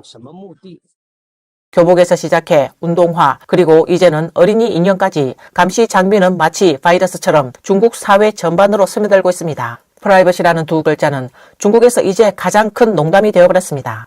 장난감 인형조차 위치 추적에서 벗어날 수 없다면 과연 이 땅에 안전한 공간이라는 것이 존재할 수 있을까요? 일각에서는 중국이 그렇게 많은 기술과 칩 설계 능력을 갖고 있다면 왜 정작 곳곳을 휩쓸던 전염병 관리에는 그 기술을 쓰지 않았는가? 왜 부정부패와 권력자 감시에는 사용하지 않는가? 예전에는 이런 말이 지나친 음모론처럼 들렸습니다. 하지만 지금의 현실은 음모론보다 더 음침하고 더 충격적입니다. 인형이 당신을 감시할 수 있는 사회, 그 속에서 중국인이 어떻게 행복하게 살아갈 수 있겠습니까? 라고 묻습니다. 신분증을 확인해 주시기 바랍니다. 신분증을 확인해 주시기 바랍니다. 아버지께서 제가 여자 혼자 집에 있는 건 위험하다고 하셨어요. 그래서 인터넷에서 9.9위안짜리 감시 카메라를 구매했어요. 성능 한번 보시죠. 2019년 기준 중국의 이른바 천망 감시망은 전국에 약 2억 대의 공공감시 카메라가 설치된 것으로 추정됩니다. 이는 미국 공공감시 카메라 수의 약 4배에 달하는 규모입니다. 당시 상해, 심천, 중경은 세계에서 가장 많은 감시 카메라가 설치된 도시 1, 2, 3위를 모두 차지했습니다. 그리고 2020년에 이르러 중국 전역의 공공감시 카메라는 이미 6억 대를 초과한 것으로 추산됩니다. 국제시장조사기관 IDC의 분석에 따르면 2022년 기준 중국 내 영상 감시 카메라 설치 수는 무려 27억 대 이상으로 급증했습니다.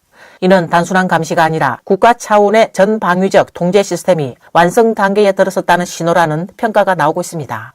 오늘 뉴스는 여기까지입니다. 시청해 주셔서 감사합니다. 안녕하십니까, 이태현입니다.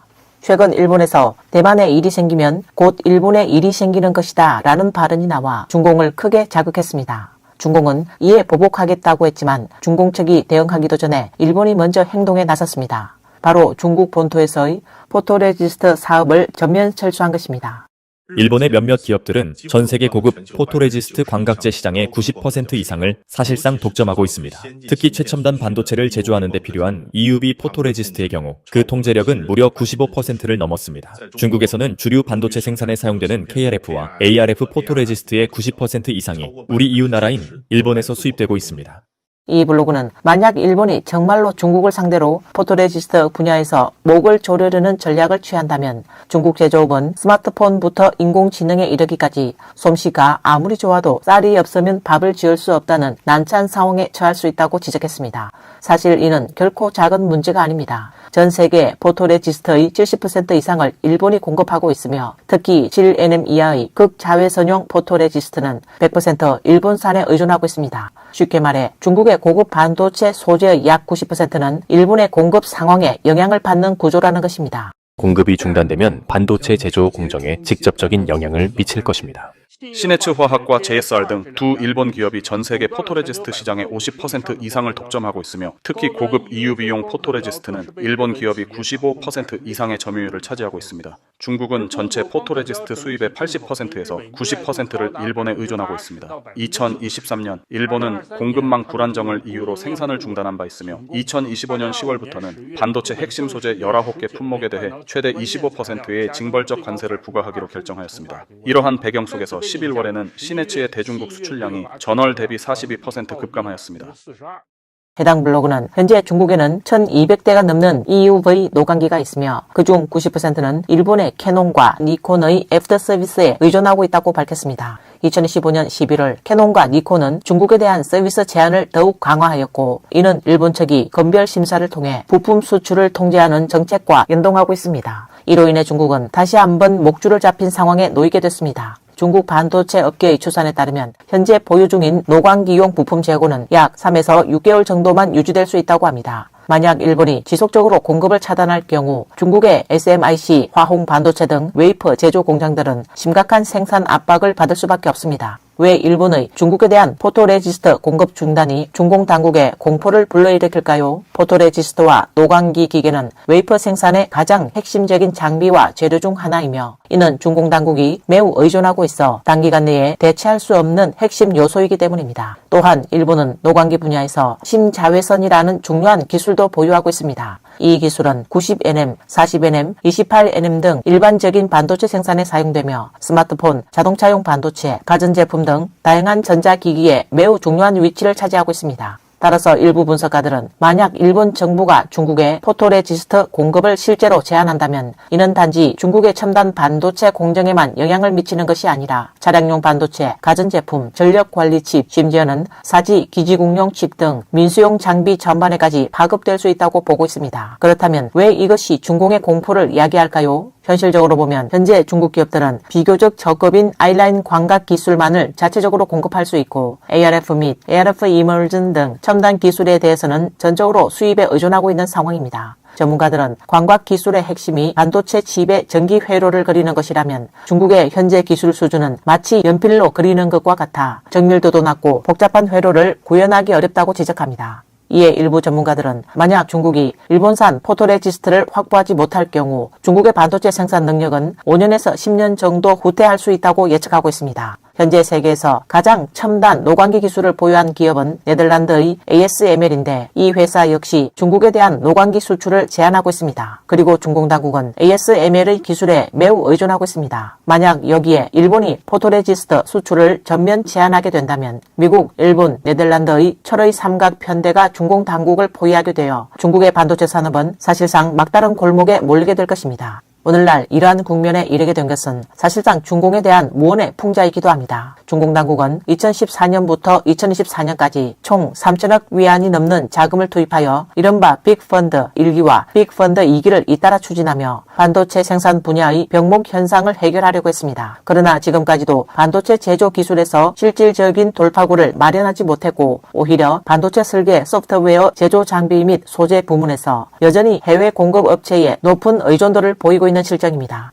2025년 7월 14일 미국 워싱턴 DC 독립 싱크탱크 안보 및 신흥기술센터가 발표한 보고서에 따르면 네덜란드의 ASML과 일본의 니콘이 중국의 노광기 시장을 주도하고 있다고 밝혔습니다. 2019년부터 2024년까지 5년 동안 중국 국산 장비의 시장 점유율은 거의 제자리 걸음이었으며 전 중국에서 유일하게 상하이 마이크로 일렉트로닉스만이 저급 반도체 제조용 아이라인 노광기 분야에서 4% 시장 점유율을 차지하고 있을 뿐입니다. 반면 네덜란드의 ASML은 중국 시장에서 무려 79%의 점유율을 차지하고 있으며 일본 기업은 17%로 2위를 기록하고 있습니다. 미국 워싱턴 DC 독립 싱크탱크 CSET 보고서는 2024년 말 기준으로 중국 기업들이 노광기, 화학기계 연마, 방막 정착, 패키징 및 테스트, 식강 및 세정 장비 등 분야에서 매우 느린 진전을 보이고 있으며 여전히 해외 공급 업체에 높은 의존도를 보이고 있다고 지적했습니다. 또한 컨설팅 업체 텍인사이트가 2015년 5월에 제공한 데이터에 따르면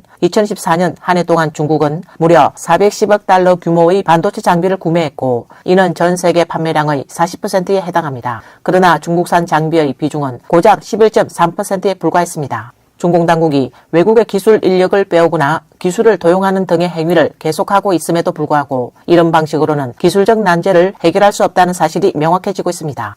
업계 관계자들은 노광기는 단순한 장비가 아니라 정밀한 나노 공정이 집약된 전체 시스템이라며 이를 자체적으로 제작하기 위해서는 기계 전체와 모든 부품 공정 단계를 모두 나노 수준의 정밀도로 완성해야 한다고 강조했습니다. 일부 중국 전문가들은 노광기 기술은 단순히 자금을 투자한다고 해서 격차를 단기간에 따라잡을 수 있는 분야가 아니라고 말합니다. 과학이라는 것은 창의력이 필요하며 창의력은 관심과 실수를 포용할 수 있는 여유로운 환경에서만 나올 수 있기 때문입니다. 만약 과학을 임무나 명령처럼 취급하게 되면 오히려 역효과가 날 수 있다는 것입니다. 항공엔진, 반도체 칩, 노광기와 같은 핵심 기술은 샘플 하나만으로 모방하기 어렵고 모든 것이 복제 가능한 것이 아니기 때문입니다. 2025년 11월 19일 일본의 캐논과 미쓰비시 화학 등은 중국의 기술기업에 핵심 노광용 포토레지스트 공급을 중단한다고 발표했으며 중국 내 서비스팀을 철수하고 유지보수 서비스도 종료했습니다. 이로 인해 일부 생산 라인이 영향을 받을 가능성이 있습니다. 또한 같은 해 11월 일본 경제산업성은 12개 반도체 핵심 소재를 수출 관리 품목으로 지정했는데 여기에는 고급 ARF, EUV 노광용 포토레지스트도 포함되어 있습니다. 이에 42개의 중국 기업이 일본으로부터 공급 제한을 받게 됐습니다. 구체적으로는 도쿄 오카화학, 시네츠 화학 등 일본 기업들이 일부 중국 고객사에 포토레지스트 원재료 공급을 중단한 상태입니다. 어떤 사람이 메시지를 보내왔습니다. 국내 반도체 업계 상황을 방금 언론이 보도했는데요. 내용은 캐논, 니콘, 삼양화학 등 일본의 대형 기업들이 중국 본토에 대한 포토레지스트 핵심 소재 공급을 전면 중단하고 노광기 유지 보수 서비스도 일시 중단한다고 합니다. 이에 한 네티즌은 이게 일본의 대응 방식인가? 일본 측이 중국 내의 노광기 및 포토레지스트 사업을 모두 철수했다면 중국은 판다 2마리를 철수하면 되겠네 라고 말했습니다. 중국 측은 일본이 포토레지스트 분야에서 중국의 목을 조르고 있는 상황에 대해 뾰족한 대응책이 없는 듯하며 다소 신경질적으로 일본은 곧 판다가 없어질 것이다. 일본에 있는 마지막 2마리 판다가 곧 귀국할 예정이라고 말했습니다. 최근 중국 외교부장 왕이는 또다시 전랑식 발언을 내놓으며 일본 총리 다카이치 시나이가 넘지 말아야 할 레드라인을 넘었다고 주장하며 중국은 일본의 역사적 범죄를 다시 청산할 권리가 있다고 위협했습니다. 중국과 일본 간의 외교 관계가 급속히 악화되는 가운데 중국 정부는 국민들에게 일본 여행 경보를 발령하며 일본은 안전하지 않다고 주장했습니다. 항공사들도 일본행 항공권을 무료로 환불해주기 시작했으며 온라인상에서는 약 49만 1000장의 일본행 항공권이 취소되었다는 소식도 전해졌습니다. 하지만 실제 상황은 중국을 무색하게 만들고 있습니다. 일본 주요 관광객의 상당수는 중국인 여행자들입니다. 2015년 1에서 3분기 동안 일본을 방문한 중국인 관광객 수는 총 748만 명에 달했습니다. 일본 언론 아사히 신문 보도에 따르면 중국 정부가 일본 여행 주의 경고를 발표한 후에도 11월 15일 상하이 푸둥 국제공항에서 일본으로 출발하는 승객은 여전히 줄을 이었고 현장 분위기 역시 매우 여유로웠다고 전했습니다. 30대 초반의 중국인 부부는 인터뷰에서 중국 외교부의 경고에 대해 알고 있었지만 일본 여행 계획을 바꿀 생각은 전혀 없다며 정치에는 관심이 없다라고 말했습니다. 또한 한 대학을 막 졸업한 중국인 여성은 일본은 정말 안전한 느낌을 줍니다. 비행기표를 전액 환불받을 수 있다 해도 저는 이번 일정을 변경하지 않을 것입니다. 라고 말했습니다. 중국 외교부가 일본 여행 안전 경보를 막 발표했지만 상해 푸동공항에는 일본행 여행객이 줄지어 모여들었습니다. 중국 주일 대사관에서도 여러 차례 위험을 피하라고 경고했지만 누가 알았겠습니까? 상해 푸동공항 국제선 출발장은 아침부터 인파로 붐볐고 캐리어를 끌고 함께 여행을 떠나는 관광객들로 대합실은 말 그대로 인산인해였습니다. 그 열기가 상상 이상으로 뜨거웠습니다. 이곳은 일본 도쿄의 기요미즈데라를 관광 중인 중국인 관광객입니다.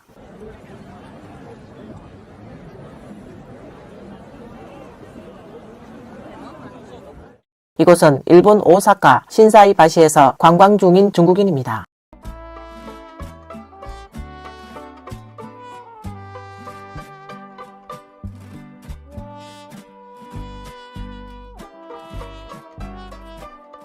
아이러니하게도 중국 당국이 분명히 자국 국민들에게 일본 여행을 자제하라고 권고했음에도 불구하고 많은 사람들이 가족 단위로 즐겁게 일본으로 여행을 떠났습니다. 이에 한 중국인 남성이 그 이유를 설명했습니다.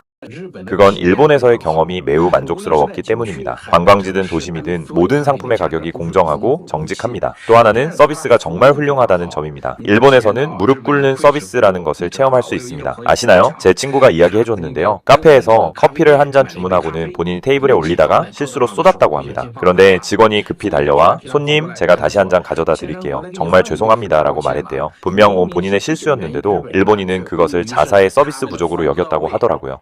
이 남성은 일본의 환경이 매우 청결하며 사람들은 스스로 쓰레기를 집으로 가져가는 습관이 있다고 말했습니다. 지하철을 탈 때는 큰 소리로 통화하는 사람은 거의 없고 대부분이 이어폰을 사용한다고 합니다. 하지만 중공의 일련의 조치들로 인해 일본을 찾는 중국 관광객 수가 다소 줄어든 것은 사실입니다. 이와 관련해 일본의 베테랑 언론인 야이타 기요는 자신의 페이스북에 다음과 같이 밝혔습니다. 중국 정부가 잇따라 여행 경보를 발표하자 많은 중국인 관광객들이 일본 여행을 갑자기 취소했고 그 결과 원래는 인파로 북적이던 일본의 관광 명소들이 갑자기 한산해졌다고 합니다. 반면 대만에서 일본을 찾는 관광객은 눈에 띄게 늘어났습니다.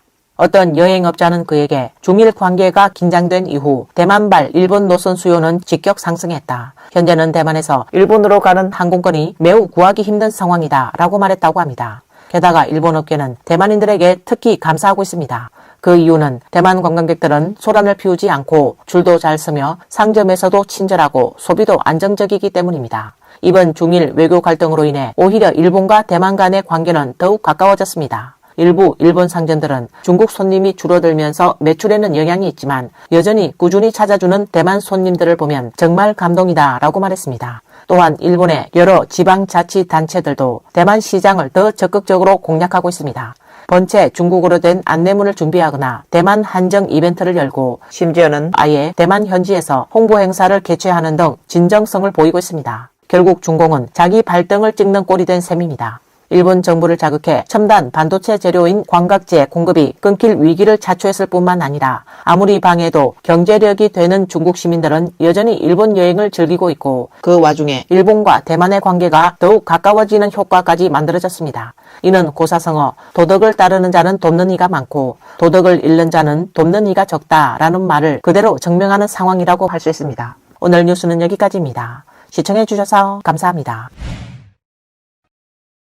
안녕하십니까, 이태현입니다. 자매 여러분, 이번 독감은 정말 장난이 아닙니다. 꼭 방역에 신경 쓰셔야 해요. 저희 가족 4명이 전부 감염돼서 지금도 아직 병원에 입원 중입니다. 의료진도 말하길 이번 독감은 대부분 세균과 바이러스가 동시에 감염되는 경우가 많다고 해요. 병원의 응급실은 정말 꽉 차 있다고 말했습니다. 이번 독감은 정말 심각합니다. 많은 분들이 면역력이 없어서 더 쉽게 걸리고 있다고 하네요. 이번 A형 독감은 정말 심각합니다. 여러분 꼭 방역에 신경 쓰셔야 해요. 저희 반은 원래 40명이나 되는 학급인데 지금은 1, 2, 3, 4, 5 세어보니 20명도 차이 안 남았어요. 정말 너무 힘드네요. 그러니 꼭 운동 열심히 하시고 몸을 잘 단련해서 건강을 지키시길 바랍니다. 최근 중국 대륙에서는 감염병 상황이 갈수록 심각해지고 있으며 인플루엔자가 각지에서 빠르게 확산되며 유행 정점에 접어들고 있습니다. 특히 어린이들이 가장 큰 피해를 입고 있으며 각지 학교에서는 학생들의 집단 발열로 인해 휴교하는 사례가 빈번히 발생하고 있습니다. 소아과 병원은 환자로 가득 찼습니다. 의사들은 아이가 감염되면 병세가 매우 빠르게 진행될 수 있으며 몇 시간 또는 며칠 만에 급격히 악화될 수 있다고 경고합니다. 현재 북경, 천진, 광동 지역 등은 이미 호흡기 전염병의 유행 절정기에 들어섰습니다. 최근에 또 새로운 바이러스가 나타났어요. 2025년 최신 바이러스 왕이라고 하더라고요. 저희 회사 전 직원이 다 감염됐습니다. 저는 밤에 따로 이 바이러스 이름을 검색해봤는데 H3N2 바이러스라고 하는 것 같더라고요. 처음에는 회사의 한 동료가 감기에 걸렸어요. 처음엔 목이 아프고 온몸에 힘이 없고 기운이 없었죠. 그런데 그 후로 회사 전체 사람들이 하나같이 그렇게 되더니 전부 목이 아프고 감기 증상이 나타나고 온몸에 힘이 없는 상태가 됐어요. 블로그는 최신 자신의 경험을 이렇게 전했습니다. 이전에도 A형 독감에 걸린 적이 있었지만 그때는 열이 조금 나고 푹 쉬고 나면 금방 회복되었다고 합니다. 그러나 이번에는 상황이 완전히 달랐다고 합니다. 온몸이 쑤시고 기운이 하나도 없었으며 평소 복용하던 약을 먹어가며 버텨보려 했지만 증상은 오히려 악화됐습니다. 고막힘이 심해지고 식욕도 완전히 사라졌다고 합니다. 그녀는 인터넷 검색을 통해 이번 바이러스가 비말로 전염된다는 사실을 확인하고 외출 시 반드시 마스크를 착용하고 방역에 각별히 신경 써야 한다고 당부했습니다. 중국 보건당국의 검사 결과에 따르면 현재 주요 유행 바이러스는 A형 H3N2이며 작년에 유행했던 H1N1보다 전파 속도가 빠르고 위험성도 더 높은 것으로 알려졌습니다. 한편 SNS에는 전국 각지의 병원들이 환자로 붐비는 영상과 게시글이 잇따라 올라오고 있으며 고열이 떨어지지 않거나 병세가 급격히 나빠지는 아동 청소년 환자 사례도 대거 보고되고 있습니다. 우리 큰아이가 A형 독감에 걸려서 고열이 6일 동안 계속 반복됐어요. 그리고 6일째 되는 날 새벽 아이가 저에게 이렇게 말했어요. 엄마, 눈이 안 보여. 몸을 살짝만 건드려도 너무 아파요. 저희는 너무 놀라서 새벽에 바로 성아동병원으로 급히 데려갔습니다. 정말 어디서 이 독감을 옮았는지조차 모르겠어요. 지난주 토요일에 아이를 백신 접종하러 데리고 갔었는데 그날 밤부터 열이 나기 시작했어요. 고열이 40도까지 올라갔어요. 그리고 목요일 새벽 해열제인 이부프로펜을 먹인 후로는 하루 종일 천이 37도 정도로 유지돼서 저희는 이제 괜찮아진 줄 알았어요. 그런데 금요일 새벽 다시 열이 확 올랐고 해가 뜨자마자 바로 병원에 데려가 검사를 했습니다. 검사 결과는 대부분 정상이었지만 핵산 검사에서 A형 인플루엔자가 검출됐습니다. 블로그는 당시 상황을 이렇게 회상했습니다. 아이가 열이 난 지 6일째 되던 날 갑자기 몸을 살짝만 건드려도 아프다며 소리치던 말에 순간 너무 놀라 그날 밤 바로 아이를 성아동병원으로 데려갔는데 응급실에 도착하자 의사는 즉시 수액 치료를 시작했고 그곳에는 고열로 실려온 아이들이 이미 수없이 많았습니다. 그 중에는 이들처럼 외지에서 밤새 차를 몰고 달려온 가족들도 서너 팀이나 있었다고 합니다. 블로그는 이번 독감이 매우 심각하며 특히 아이들 감염 사례가 폭발적으로 증가하고 있다고 강조했습니다. 그러면서 부모들에게 사람이 많이 모이는 장소는 최대한 피하고 각별히 방역에 유의해달라고 당부했습니다. 실제로 중국 각지에서는 다음과 같은 사례들이 잇따라 보고되고 있습니다. 복근의 한 아동은 갑작스러운 40도 고열과 함께 다리 통증, 호흡 곤란 증상을 보였고 절강에서는 12살 여자아이가 단 하루 열이 난 뒤 좌측 폐가 하얗게 변하는 백패 현상이 나타났으며 하남 복양에서는 3살 남자아이가 독감 감염 후 하루도 지나지 않아 사망하는 비극까지 발생했습니다. 이처럼 상황이 심상치 않자 중국 전역의 유치원부터 중고등학교까지 곳곳에서 집단 발열과 높은 결석률이 나타나고 있으며 이에 따라 긴급 휴교령이 빠르게 확대되고 있습니다. 지금 북경에서는 도대체 어떤 바이러스가 유행 중인지 모르겠어요. 이번 감염 진짜 너무 심각합니다. 오늘이 벌써 4일째인데요. 처음엔 그냥 가벼운 감기인 줄 알았어요. 목이 특히 간질간질 하더라고요. 이틀째부터는 허리 아프고 배 아프고 다리도 아프고 아침에 일어나니까 현기증까지 심하게 나더라고요. 3일째에는 열이 나고 식은땀이 났어요. 그 증상이 2-3시간 정도 지속되더니 좀 나아지더라고요. 다리 통증도 없어지고 저도 이제 다 나은 줄 알았죠. 그런데 알고 보니 입맛이 없어지고 저녁 먹으러 갔는데 아무 맛도 안 느껴지는 거예요. 혹시 북경에 계신 분들 이번 바이러스 도대체 정체가 뭔지 아시나요? 밖에 나가실 땐 꼭 마스크 착용하시고 개인 방역 철저히 하세요. 이 바이러스는 진짜 걸리면은 장난 아닙니다. 요즘 A형 독감이 기승을 부리고 있어서 초등학생들도 줄줄이 감염되고 있습니다. 저희 딸 반에는 학생이 40명인데 오늘 15명이 결석했어요. 즉 겨우 20명 남짓만 등교한 셈이죠. 대부분은 발열과 감기 증상을 보이고 있어서 이번 유행은 A형 독감인 것으로 보입니다. 저희 딸도 주말에 감염됐는데 다행히 바로 검사해서 A형 독감으로 확인되어 바로 속복달이라는 항바이러스제를 복용하게 했습니다. 그런데 이 특효약을 먹었음에도 불구하고 고열이 30시간이나 계속됐습니다. 정말 이번 독감은 절대 가볍게 보시면 안 됩니다. 블로그는 당시 상황을 딸아이는 약을 꾸준히 복용하고 있었음에도 불구하고 체온이 무려 40.6도까지 치솟았고 몸 전체가 불덩이처럼 뜨겁게 달아올랐다고 합니다. 이 고열은 무려 30시간 동안 지속됐으며 30시간이 지난 이후에야 체온이 서서히 내려가기 시작해 현재는 정상 체온으로 회복된 상태라고 전했습니다. 그녀는 부모들에게 강하게 당부했습니다. 아이에게 고열 증상이 나타날 경우 절대 지체하지 말고 즉시 병원으로 데려가야 하며 특히 중증 A형 독감으로 악화되지 않도록 각별히 주의해야 한다고 전했습니다. 어제 우리 동료가 A형 독감에 걸렸는데도 계속 출근을 했어요. 그래서 저희가 빨리 집에 가라고 권했죠. 그랬더니 그가 말하길 안 돼요. 첫째, 연차는 가족들이랑 여행 가려고 아껴둔 거예요. 둘째, 병가를 내면 급여가 깎이니까 못 내요. 셋째, 집에 가도 어차피 일해야 하는데 회사에서 일하는 게 더 편해요. 라고 했어요. 게다가 회사엔 A형 독감에 걸렸다고 해서 반드시 귀가하라는 명확한 규정도 없다면서 학교는 그런 규정이 있지만 회사는 없으니까 그냥 마스크 쓰고 계속 일하겠다는 거예요. 그런데 결국 오늘 다른 동료 한 명이 이 사람한테 A형 독감이 옮아서 열이 나서 도저히 버티지 못하고 집에 갔어요. 사실 저희도 되게 무서웠어요. 왜냐면 그 사람이 계속 기침을 하고 있었고 마스크를 쓰긴 했지만 가끔 벗기도 했거든요. 그럼 다른 사람들도 감염되면 어쩌죠? 요즘 항주에서 학교에 다니는 아이들 사이에 감기가 많이 유행하고 있다고 해요. 처음에는 저는 별로 신경을 안 썼는데 오늘 아침 6시쯤 되니까 우리 아들 반의 학부모 단체 채팅방이 갑자기 아주 활발해졌어요. 띵띵 하는 알림이 계속 울려댔죠. 6시 조금 넘은 시간부터 많은 학부모들이 아이가 아프다며 결석이나 체육 수업을 빠지게 해달라고 하나둘씩 메시지를 올리기 시작했어요. 그렇게 체육 수업을 빠지는 아이들이 여러 명 생겼어요.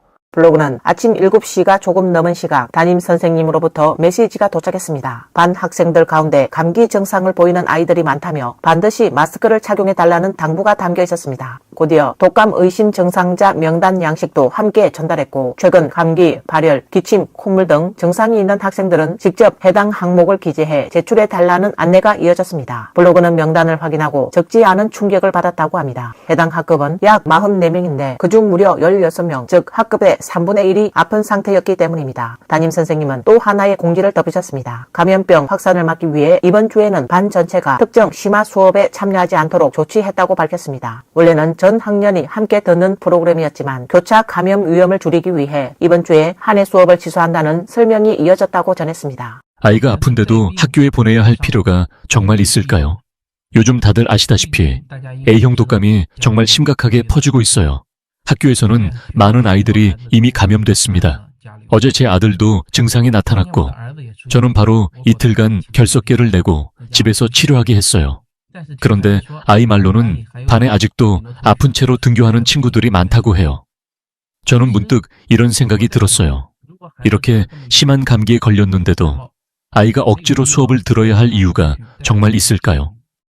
블로그는 아이들이 아플 때는 수업을 들을 기운조차 없습니다. 그런 상태에서 학교에 보내는 것은 아이의 건강에 책임을 다하지 않는 행동이라고 생각합니다. 게다가 아픈 아이가 등교하면 바이러스가 다른 친구들에게도 쉽게 전염될 수 있기 때문에 그 역시 매우 무책임한 일입니다. 라고 말했습니다.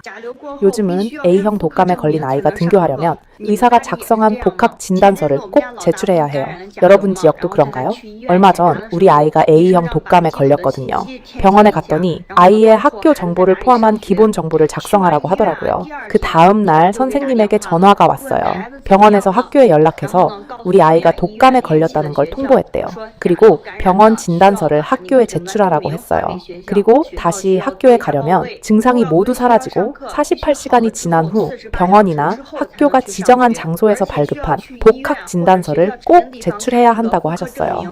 블로그는 아이가 아직 완전히 회복되지 않았을까 걱정되어 지난주 열이 내린 뒤에도 일주일 동안 추가로 결석시키며 충분한 휴식을 취하겠습니다. 다행히 일주일이 지나자 증상은 대부분 사라졌고 아이의 상태도 눈에 띄게 좋아졌습니다. 이에 복학 증명서를 발급받기 위해 병원에 찾아갔다고 합니다. 하지만 아이를 병원에 데려가면 다시 감염될까 우려되어 혼자 방문했는데 병원 측은 복학 증명서를 발급받으려면 반드시 아이 본인이 A형 독감 검사를 받고 검사 결과가 정상으로 나와야 한다고 설명했습니다. 결국 블로그는 서류를 발급받지 못한 채 발길을 돌려야 했고 블로그는 아이를 데리고 가지 않은 것을 후회했다고 말했습니다. 엄마, 지난주에 아들이 A형 독감에 걸렸었는데 회복한 후 이번 주 월요일부터 다시 학교에 다니기 시작했어요. 그런데 오늘 금요일, 이번엔 딸이 또 걸렸어요. 열이 나기 시작했는데 아직 A형 독감인지는 확진되지 않았지만 거의 확실한 것 같아요. 기분은 어때? 학교에 연락했어. 오늘 선생님께도 말해놨고 클라리넷 학원도 결석 처리했어. 블로그는 딸이 완전히 회복되기까지는 대략 3일에서 4일 정도 더 필요할 것으로 보인다고 밝혔습니다. 딸 역시 A형 독감에 감염되었을 가능성이 높다고 판단한 이유는 이미 남동생이 확진을 받은 데다 딸의 짝과 바로 뒷자리에 앉은 친구들 역시 A형 독감 판정을 받았기 때문이라고 설명했습니다. 방금 어떤 엄마가 한 달 동안 딸이 A형 독감에 3번이나 걸렸다고 말하는 영상을 봤어요. 지금 이 A형 독감은 전국적으로 정말 심각하게 퍼지고 있어요. 우리 아들 반에서도 오늘만 해도 결석한 아이가 20-30명이나 됩니다. 온라인에서 의료진이 말하길 한 번 감염되면 최소 7일의 회복 기간이 필요하다고 해요. 그러니까 아이가 아직 완전히 회복되지 않았다면 학교에 가지 않는 게 좋아요. 왜냐하면 다시 감염될 위험도 있고 다른 건강한 아이들에게 전염시킬 수도 있으니까요. 감염됐는데도 학교에 보내는 것은 도대체 무슨 목적이 있는 걸까요? 더 심한 경우도 있어요. 어떤 아이들은 해열제를 먹고 교실에 앉아 있대요. 우리는 책임감 있는 태도로 지금은 성적보다 아이들의 건강을 먼저 생각하고 몸이 회복된 뒤에 학교에 가게 해야 한다고 생각해요. 저희 아이도 어제 A형 독감에 걸렸어요. 그저께 밤부터 열이 나기 시작해서 바로 병원에 데려갔어요. 그날 밤은 내내 열이 내리지 않았고 어제 하루 종일도 계속 열이 났어요. 어제는 39.7도까지 올라갔는데 정말 너무 무서웠어요. 블로그는 어젯밤 아들에게 다시 한번 타미플루를 복용시킨 뒤 미지근한 물로 몸을 닦아주며 열을 내렸다고 전했습니다. 다행히 아이의 열이 서서히 내려 편안히 잠들었고 본인도 그제서야 한숨 돌릴 수 있었다고 합니다. 의료진에 따르면 올해는 바이러스, 세균, 마이코플라스마가 동시 감염되는 사례가 크게 늘고 있으며 제때 치료하지 않으면 폐렴에 걸릴 수 있고 더 심한 경우는 백폐로 악화될 위험이 높다고 경고하고 있습니다.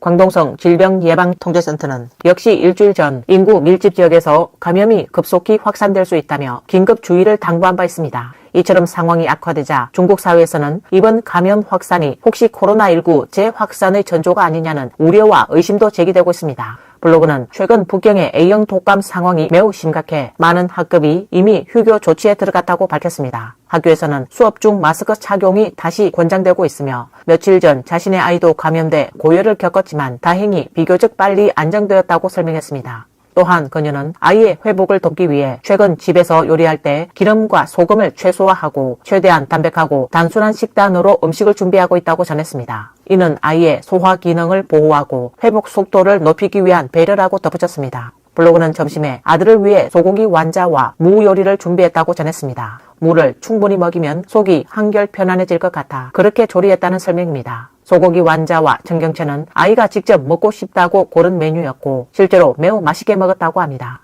식욕이 눈에 띄게 회복된 모습이었으며 소화도 잘 되는 듯해 한시름 놓았다고 밝혔습니다.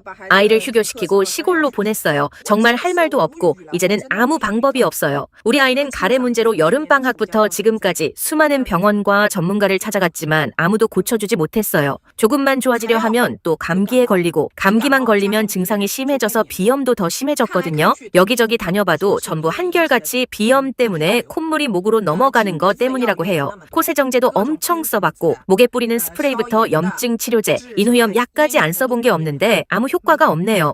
블로그는 이제 정말 방법이 없어서 어떻게 해야 할지 모르겠다고 토로했습니다. 큰 병은 아니지만 가족 전체의 분위기에 큰 영향을 주고 있다는 것입니다. 아이가 계속 목을 가다듬는 소리를 낼 때마다 특히 그 빈도가 높아질 때는 다른 일에 집중하기 어려울 정도라고 말했습니다. 게다가 최근 A형 독감까지 심각한 상황이어서 결국 아이를 시골로 보내기로 결정했다고 합니다. 흙을 만지고 신선한 공기를 마시면 증상이 조금이라도 호전되지 않을까 하는 희망을 가지고 있다고 합니다. 오늘 뉴스는 여기까지입니다. 시청해주셔서 감사합니다. 안녕하십니까, 이태현입니다. 어머나, 금우거리가 이렇게까지 한산할 줄은 몰랐어요. 온통 임대중 간판뿐이고 사람 그림자 하나 보이지 않네요. 정말 무서울 정도예요. 보이시죠? 여기가 지방도시의 아파트입니다. 이 한 동에 불이 켜져 있는 집이 몇 개나 되나요? 거의 없어요. 불이 꺼져 있는 집들은 대부분 사람이 살지 않거나 외지에 나가서 일하러 간 경우예요. 정말 너무나도 썰렁하네요. 지난 10여 년 동안 중국에서는 이른바 인구 빨대 현상이 급격히 퍼져나갔습니다. 외지 인구는 끊임없이 1, 2선 대도시로 몰려들고 반대로 3, 4, 5선 중소도시와 현 단위 지역은 사람이 빠져나가며 속이 점점 비어가는 구조적 탈출 현상이 뚜렷하게 나타나고 있습니다. 수치는 더욱 충격적입니다. 동북지역의 약 90%에 달하는 현시가 인구 순유출 상태이며 중부지역은 84%, 서부지역 역시 77%가 인구 감소를 겪고 있습니다. 심지어 중국 경제의 핵심 축으로 평가되는 장강 삼각주 주변조차 예외가 아닙니다. 특히 강서 북부의 여러 현성은 매년 최소 1만 명 이상이 빠져나가는 심각한 인구 이탈이 이미 현실로 확인되고 있습니다. 현재 중국 전역의 약 1,500개 현이 도시 규모 축소와 지속적인 인구 유출이라는 이중 위기에 놓였습니다. 일부 전문가들은 지금과 같은 추세라면 전체 현의 90%가 장기적으로 소멸될 가능성도 있다라고 경고합니다. 도시 구조에 큰 변화가 일어나고 있습니다. 앞으로 국내 90%의 현 도시, 즉 지방 도시가 전면적으로 사라질 것이라는 전망도 나오고 있는데요. 과연 그 이유는 무엇일까요? 지난 10년 동안 140여 개의 현이 외형을 바꿔 시 관할 구역으로 편입되었습니다. 전국의 작은 현 도시들이 눈에 띄게 빠른 속도로 사라지고 있는 상황입니다. 어떤 사람들은 앞으로 90%의 현 도시가 완전히 자취를 감출 수도 있다고 말합니다. 이런 변화가 시대의 흐름 때문인지 아니면 발전의 불균형에서 비롯된 것인지 궁금해지는데요. 2010년부터 2020년 사이 전국에서 총 141개의 현이 폐지되고 110개의 시, 관할 구역이 새로 생겼습니다. 과거의 군청 소재지는 인구 유출이 심각했을 뿐만 아니라 경제가 단조롭고 활력이 부족하여 거의 완전히 고갈되었습니다. 블로그는 중국 정부의 분류 기준에 따르면 전국의 현들은 5가지 유형으로 나뉩니다. 이 가운데 대도시 인근에 위치한 일부 현은 그나마 살아남을 가능성이 있지만 나머지 대부분은 그렇지 않다라고 분석했습니다. 현재 전체 현의 무려 85%가 인구 유출을 겪고 있으며 경제, 교육, 산업 기반이 모두 약화되는 악순환 속에 놓여 있습니다. 그렇다면 이 지역들의 미래는 어디로 향할까요? 전문가들은 아마도 시대의 거대한 흐름 속에서 조용히 사라질 가능성이 높다라고 냉정하게 말합니다. 여기는 마치 시리아를 떠올리게 하는 한 작은 현 도시입니다. 그날 저는 우연히 추억이 가득했던 옛거리를 걷게 되었고 그 순간 마치 시리아 전쟁터에 들어선 듯한 착각이 들었습니다. 시대의 수레바퀴는 멈추지 않고 굴러가며 이 작은 도시도 결국 철거의 운명을 맞이하게 되었습니다. 철거 기계의 굉음은 과거의 평온함을 산산이 깨뜨렸고 익숙했던 거리와 집들은 점차 먼지 속으로 사라져갔습니다. 추억이 깃들었던 그 모든 장소들이 이제는 폐허가 되어버렸습니다. 많은 분들이 아쉬움 가득한 마음으로 그 폐허 앞에 서서 과거의 흔적을 되짚어 보셨습니다. 하지만 철거는 끝이 아니라 새로운 시작이기도 합니다. 비록 그때의 따뜻한 생활의 흔적은 잠시 사라졌지만 언젠가 새로운 모습으로 다시 피어날 것입니다. 티베트에는 세계에서 해발 고도가 가장 높은 현으로 알려진 지역이 있습니다. 그곳의 이름은 쌍호현으로 강당 무인구 한가운데 위치해 있으며 해발은 4,900m가 넘습니다. 지금 저는 이 현성 쌍호현에 와 있습니다. 1976년 이전까지만 해도 이곳은 사람이 거의 오지 않는 무인 지역이었습니다. 1976년에 무인 지역을 개발하기 위해 이곳에 쌍호 사무소가 설치되었고 2012년에야 정식으로 현으로 지정되었습니다. 지금 저는 쌍호현 시내 거리를 걷고 있는데요. 사람도 거의 없고 상점들도 대부분 문을 닫은 상태입니다. 그 이유는 2018년부터 이 지역에서 집단 이주가 시작되었기 때문입니다. 쌍호에서 이주한 사람들은 주로 어디로 갔나요? 라싸로요. 라싸 외에 또 어디로 갔을까요? 산남으로 간 걸로 알고 있어요. 아, 그렇군요. 조용한 침체 속에서 이 작은 현의 미래는 과연 어디에 있는 걸까요? 저는 국경절 연휴 때 차를 몰고 고향인 내몽골의 한 현에 잠시 다녀왔습니다. 한 바퀴 돌아봤는데 사람이라고는 거의 보이지 않았고 간간히 몇 명만 있었을 뿐입니다. 거리에는 특히 한때 번화했던 옛 상업거리는 이제 완전히 쇠락해버려 마치 유령의 집처럼 느껴졌습니다. 드문드문 몇몇 노동자들만이 그곳에 머물고 있었고 가을바람이 스쳐 지나가며 나무잎에 사르르 떨어지는 그 소리마저 참으로 쓸쓸하게 들렸습니다. 블로그는 어린 시절을 떠올리며 이곳이 한때 얼마나 활기찼는지 회상했습니다. 거리마다 좌판과 노점이 절비했고 명절만 되면 사람들로 북적여 발 디딜 틈조차 없었다고 합니다. 매년 설이 되면 어머니가 늘 들르던 천장수의 노점도 있었고 몰래 빠져나가 게임을 하던 작은 오락실도 기억 속에 생생합니다. 하지만 불과 20여 년이 지난 지금 이곳은 믿기 어려울 만큼 쇠락했습니다. 그는 문득 이 작은 현 도시가 과연 얼마나 버틸 수 있을까? 20해 뒤에는 다른 많은 자연촌처럼 사라지는 건 아닐까? 그리고 이런 운명을 앞둔 현 도시가 중국 전역에 과연 얼마나 더 남아있을까? 라고 생각했다고 합니다.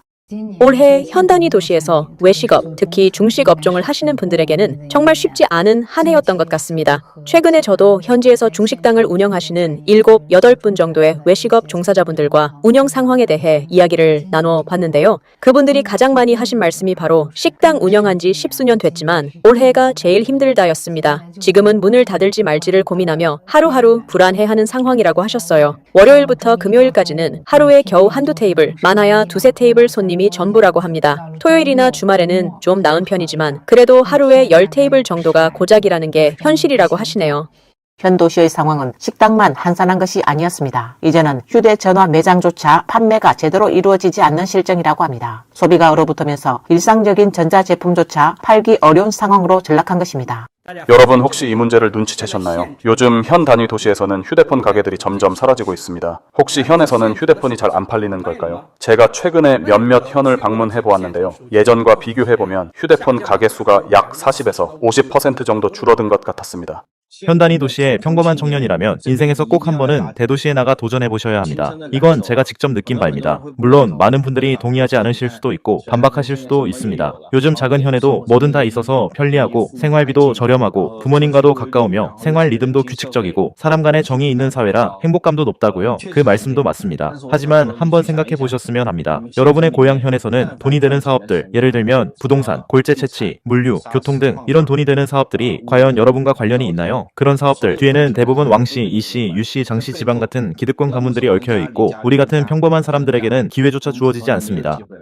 왜 사람들은 굳이 대도시로 향하는 것일까요? 많은 이들은 대도시는 지출이 많고 삶은 고되고 외롭고 의지할 사람도 없다고 말합니다. 하지만 블로그는 대도시에서 버티는 힘은 오직 자신의 능력 하나이며 불필요한 인맥이나 인간관계를 크게 고려할 필요가 없다고 말합니다. 반대로 작은 현 도시에 남아있는 친구들 가운데는 능력이 뛰어난 사람이 적지 않지만 배경이 없다는 이유로 기회가 거의 주어지지 않고 지역 자원은 이미 위쪽에서 독점된 상태라고 합니다. 그래서 그는 현 도시의 평범한 청년일수록 더더욱 밖으로 나가야 한다. 대도시에 나가 도전해 봐야 한다라고 강조합니다. 그렇지 않으면 인생의 깊은 후회가 남을 수 있다는 것입니다. 그렇다면 대도시에서 버티기 힘들어졌을 때 고향의 작은 도시로 돌아가 다시 시작할 수 있을까요? 블로그는 절대 고향으로 돌아가면 안 된다. 차라리 대도시의 좁은 월세방에서 쓰러지는 게 낫지 고향의 편안한 2칸짜리 아파트로 돌아가서는 안 된다라고 단호하게 말합니다. 그만큼 작은 도시의 기회는 이미 사라졌고 미래를 개척하려면 치열한 경쟁 속에서도 앞으로 나아가야 한다는 그의 절박한 현실 인식이 담겨 있습니다.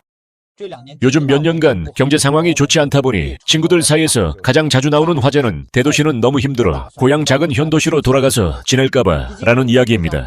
명절에 집에 돌아갈 때마다 느끼게 되는 건 그 작은 현에 남아있는 사람들은 지하철도 없고 스타벅스도 없지만 삶이 전혀 부족하지 않다는 점이에요. 고급차를 타고 160평이 넘는 넓은 집에 살고 있고 옷차림이나 소비 수준도 대도시 사람들에게 전혀 뒤처지지 않습니다. 이렇게 보면 현으로 돌아가는 선택이 의외로 괜찮은 선택처럼 느껴지기도 합니다.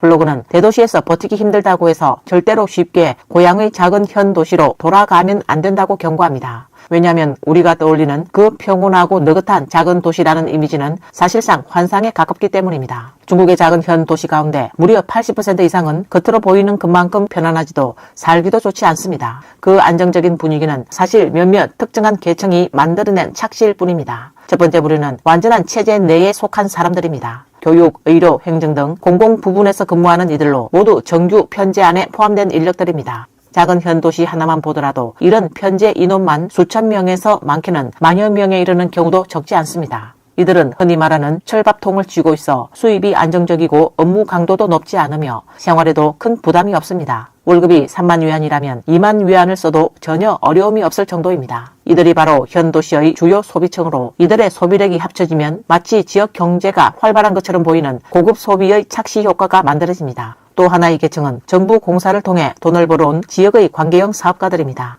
작은 현 도시의 인간관계는 복잡하게 얽혀 있어 도로공사, 조경 녹화사업, 환경 프로젝트, 건물 신축 등 어떤 사업이든 대부분 특정 인맥이 있는 집단이 싹쓸이하는 구조가 되어왔습니다. 이들은 공사 하나만 맡아도 적게는 수십만 위안, 많게는 수천만 위안을 벌어들이며 현지에서 넉넉하고 여유로운 생활을 누립니다. 그러나 문제는 일반 주민에게는 이 거대한 이 구조에서 몫이 거의 돌아오지 않는다는 점입니다. 소수의 관계형 집단만 배를 채우고 대부분의 시민은 기회조차 얻기 어려운 현실이 이어지고 있습니다. 이 블로그는 막 졸업한 대학생으로 더 많은 기회를 찾기 위해 항주로 올라와 일을 시작한 청년입니다. 배경도 없고 학력도 높지 않으며 수입도 낮은 대학생이 왜 그렇게 힘들어도 꼭 대도시에 남아있으려 하는 걸까요? 며칠 전에 제 월급 명세서를 보여드렸더니 이런 댓글이 달렸습니다. 가족들도 항상 전화로 말하세요. 대도시는 집값이 너무 비싸서 너 같은 배경 없는 대학생은 평생 일해도 집 한 채 못 산다. 고향으로 돌아가서 안정적인 일자리 찾는 게 훨씬 낫지 않겠니? 거긴 월세도 안 들고 생활비도 낮잖아. 그분들이 저를 걱정해서 그러는 거라는 걸 알지만 저는 늘 거절하게 돼요. 그건 제가 반항심이 있거나 철이 없어서가 아니라 대도시는 더 공평하고 포용력이 있기 때문입니다. 블로그는 예를 하나 들었습니다. 고향의 작은 현 도시에서 어떤 일을 처리하려고 하면 연줄이 있는 사람은 우선적으로 해결해주고 연줄이 없는 사람은 이리저리 떠밀리기 일쑤라고 합니다. 심지어 일이 되려면 선물을 건네거나 뒤로 문을 두드려야 하는 경우도 많습니다. 반면 대도시에서는 이런 고민이 거의 없습니다. 창구 직원들의 태도도 좋고 업무 처리 속도도 빠릅니다. 작은 현 도시에서는 체제 내를 제외하면 믿을 만한 일자리를 찾기가 어렵습니다. 블로그는 우리 같은 배경도 없고 특별한 지원도 없는 대학생이 작은 도시에서 자신의 길을 개척하기란 거의 불가능하다라고 말했습니다. 그에 비해 대도시는 신입들에게 더 많은 선택지를 제공합니다. 취업은 관계가 아니라 능력으로 경쟁하는 구조이며 이곳에서는 꿈을 말해도 누가 비웃지 않고 무엇을 하든 튀는 사람 취급도 받지 않습니다. 블로그는 산서성의 장치는 4성급 도시지만 생활비가 생각보다 높아 한 달을 열심히 살아도 모을 수 있는 돈이 거의 없다고 밝혔습니다. 보통 사람이 장치에서 살아가면 어쩔 수 없이 받아들여야 하는 세 가지 현실이 있습니다. 첫째, 장치는 생활은 한가롭지만 보통 사람 입장에서는 평균 월급이 고작 3천에서 4천 위안 수준입니다. 조금 괜찮은 기업이나 기술직이라면 5천에서 6천 위안까지는 받을 수 있지만 그 이상을 바라보기는 정말 어렵다는 느낌입니다. 둘째, 장치의 현재 평균 주택 가격은 평당 7천에서 8천 위안 정도인데요. 대도시에는 미치지 못하더라도 보통 사람에게는 여전히 감당하기 어려운 수준입니다. 그래서 장치에서 집을 장만한다는 것도 정말 어려운 일이라고 생각됩니다.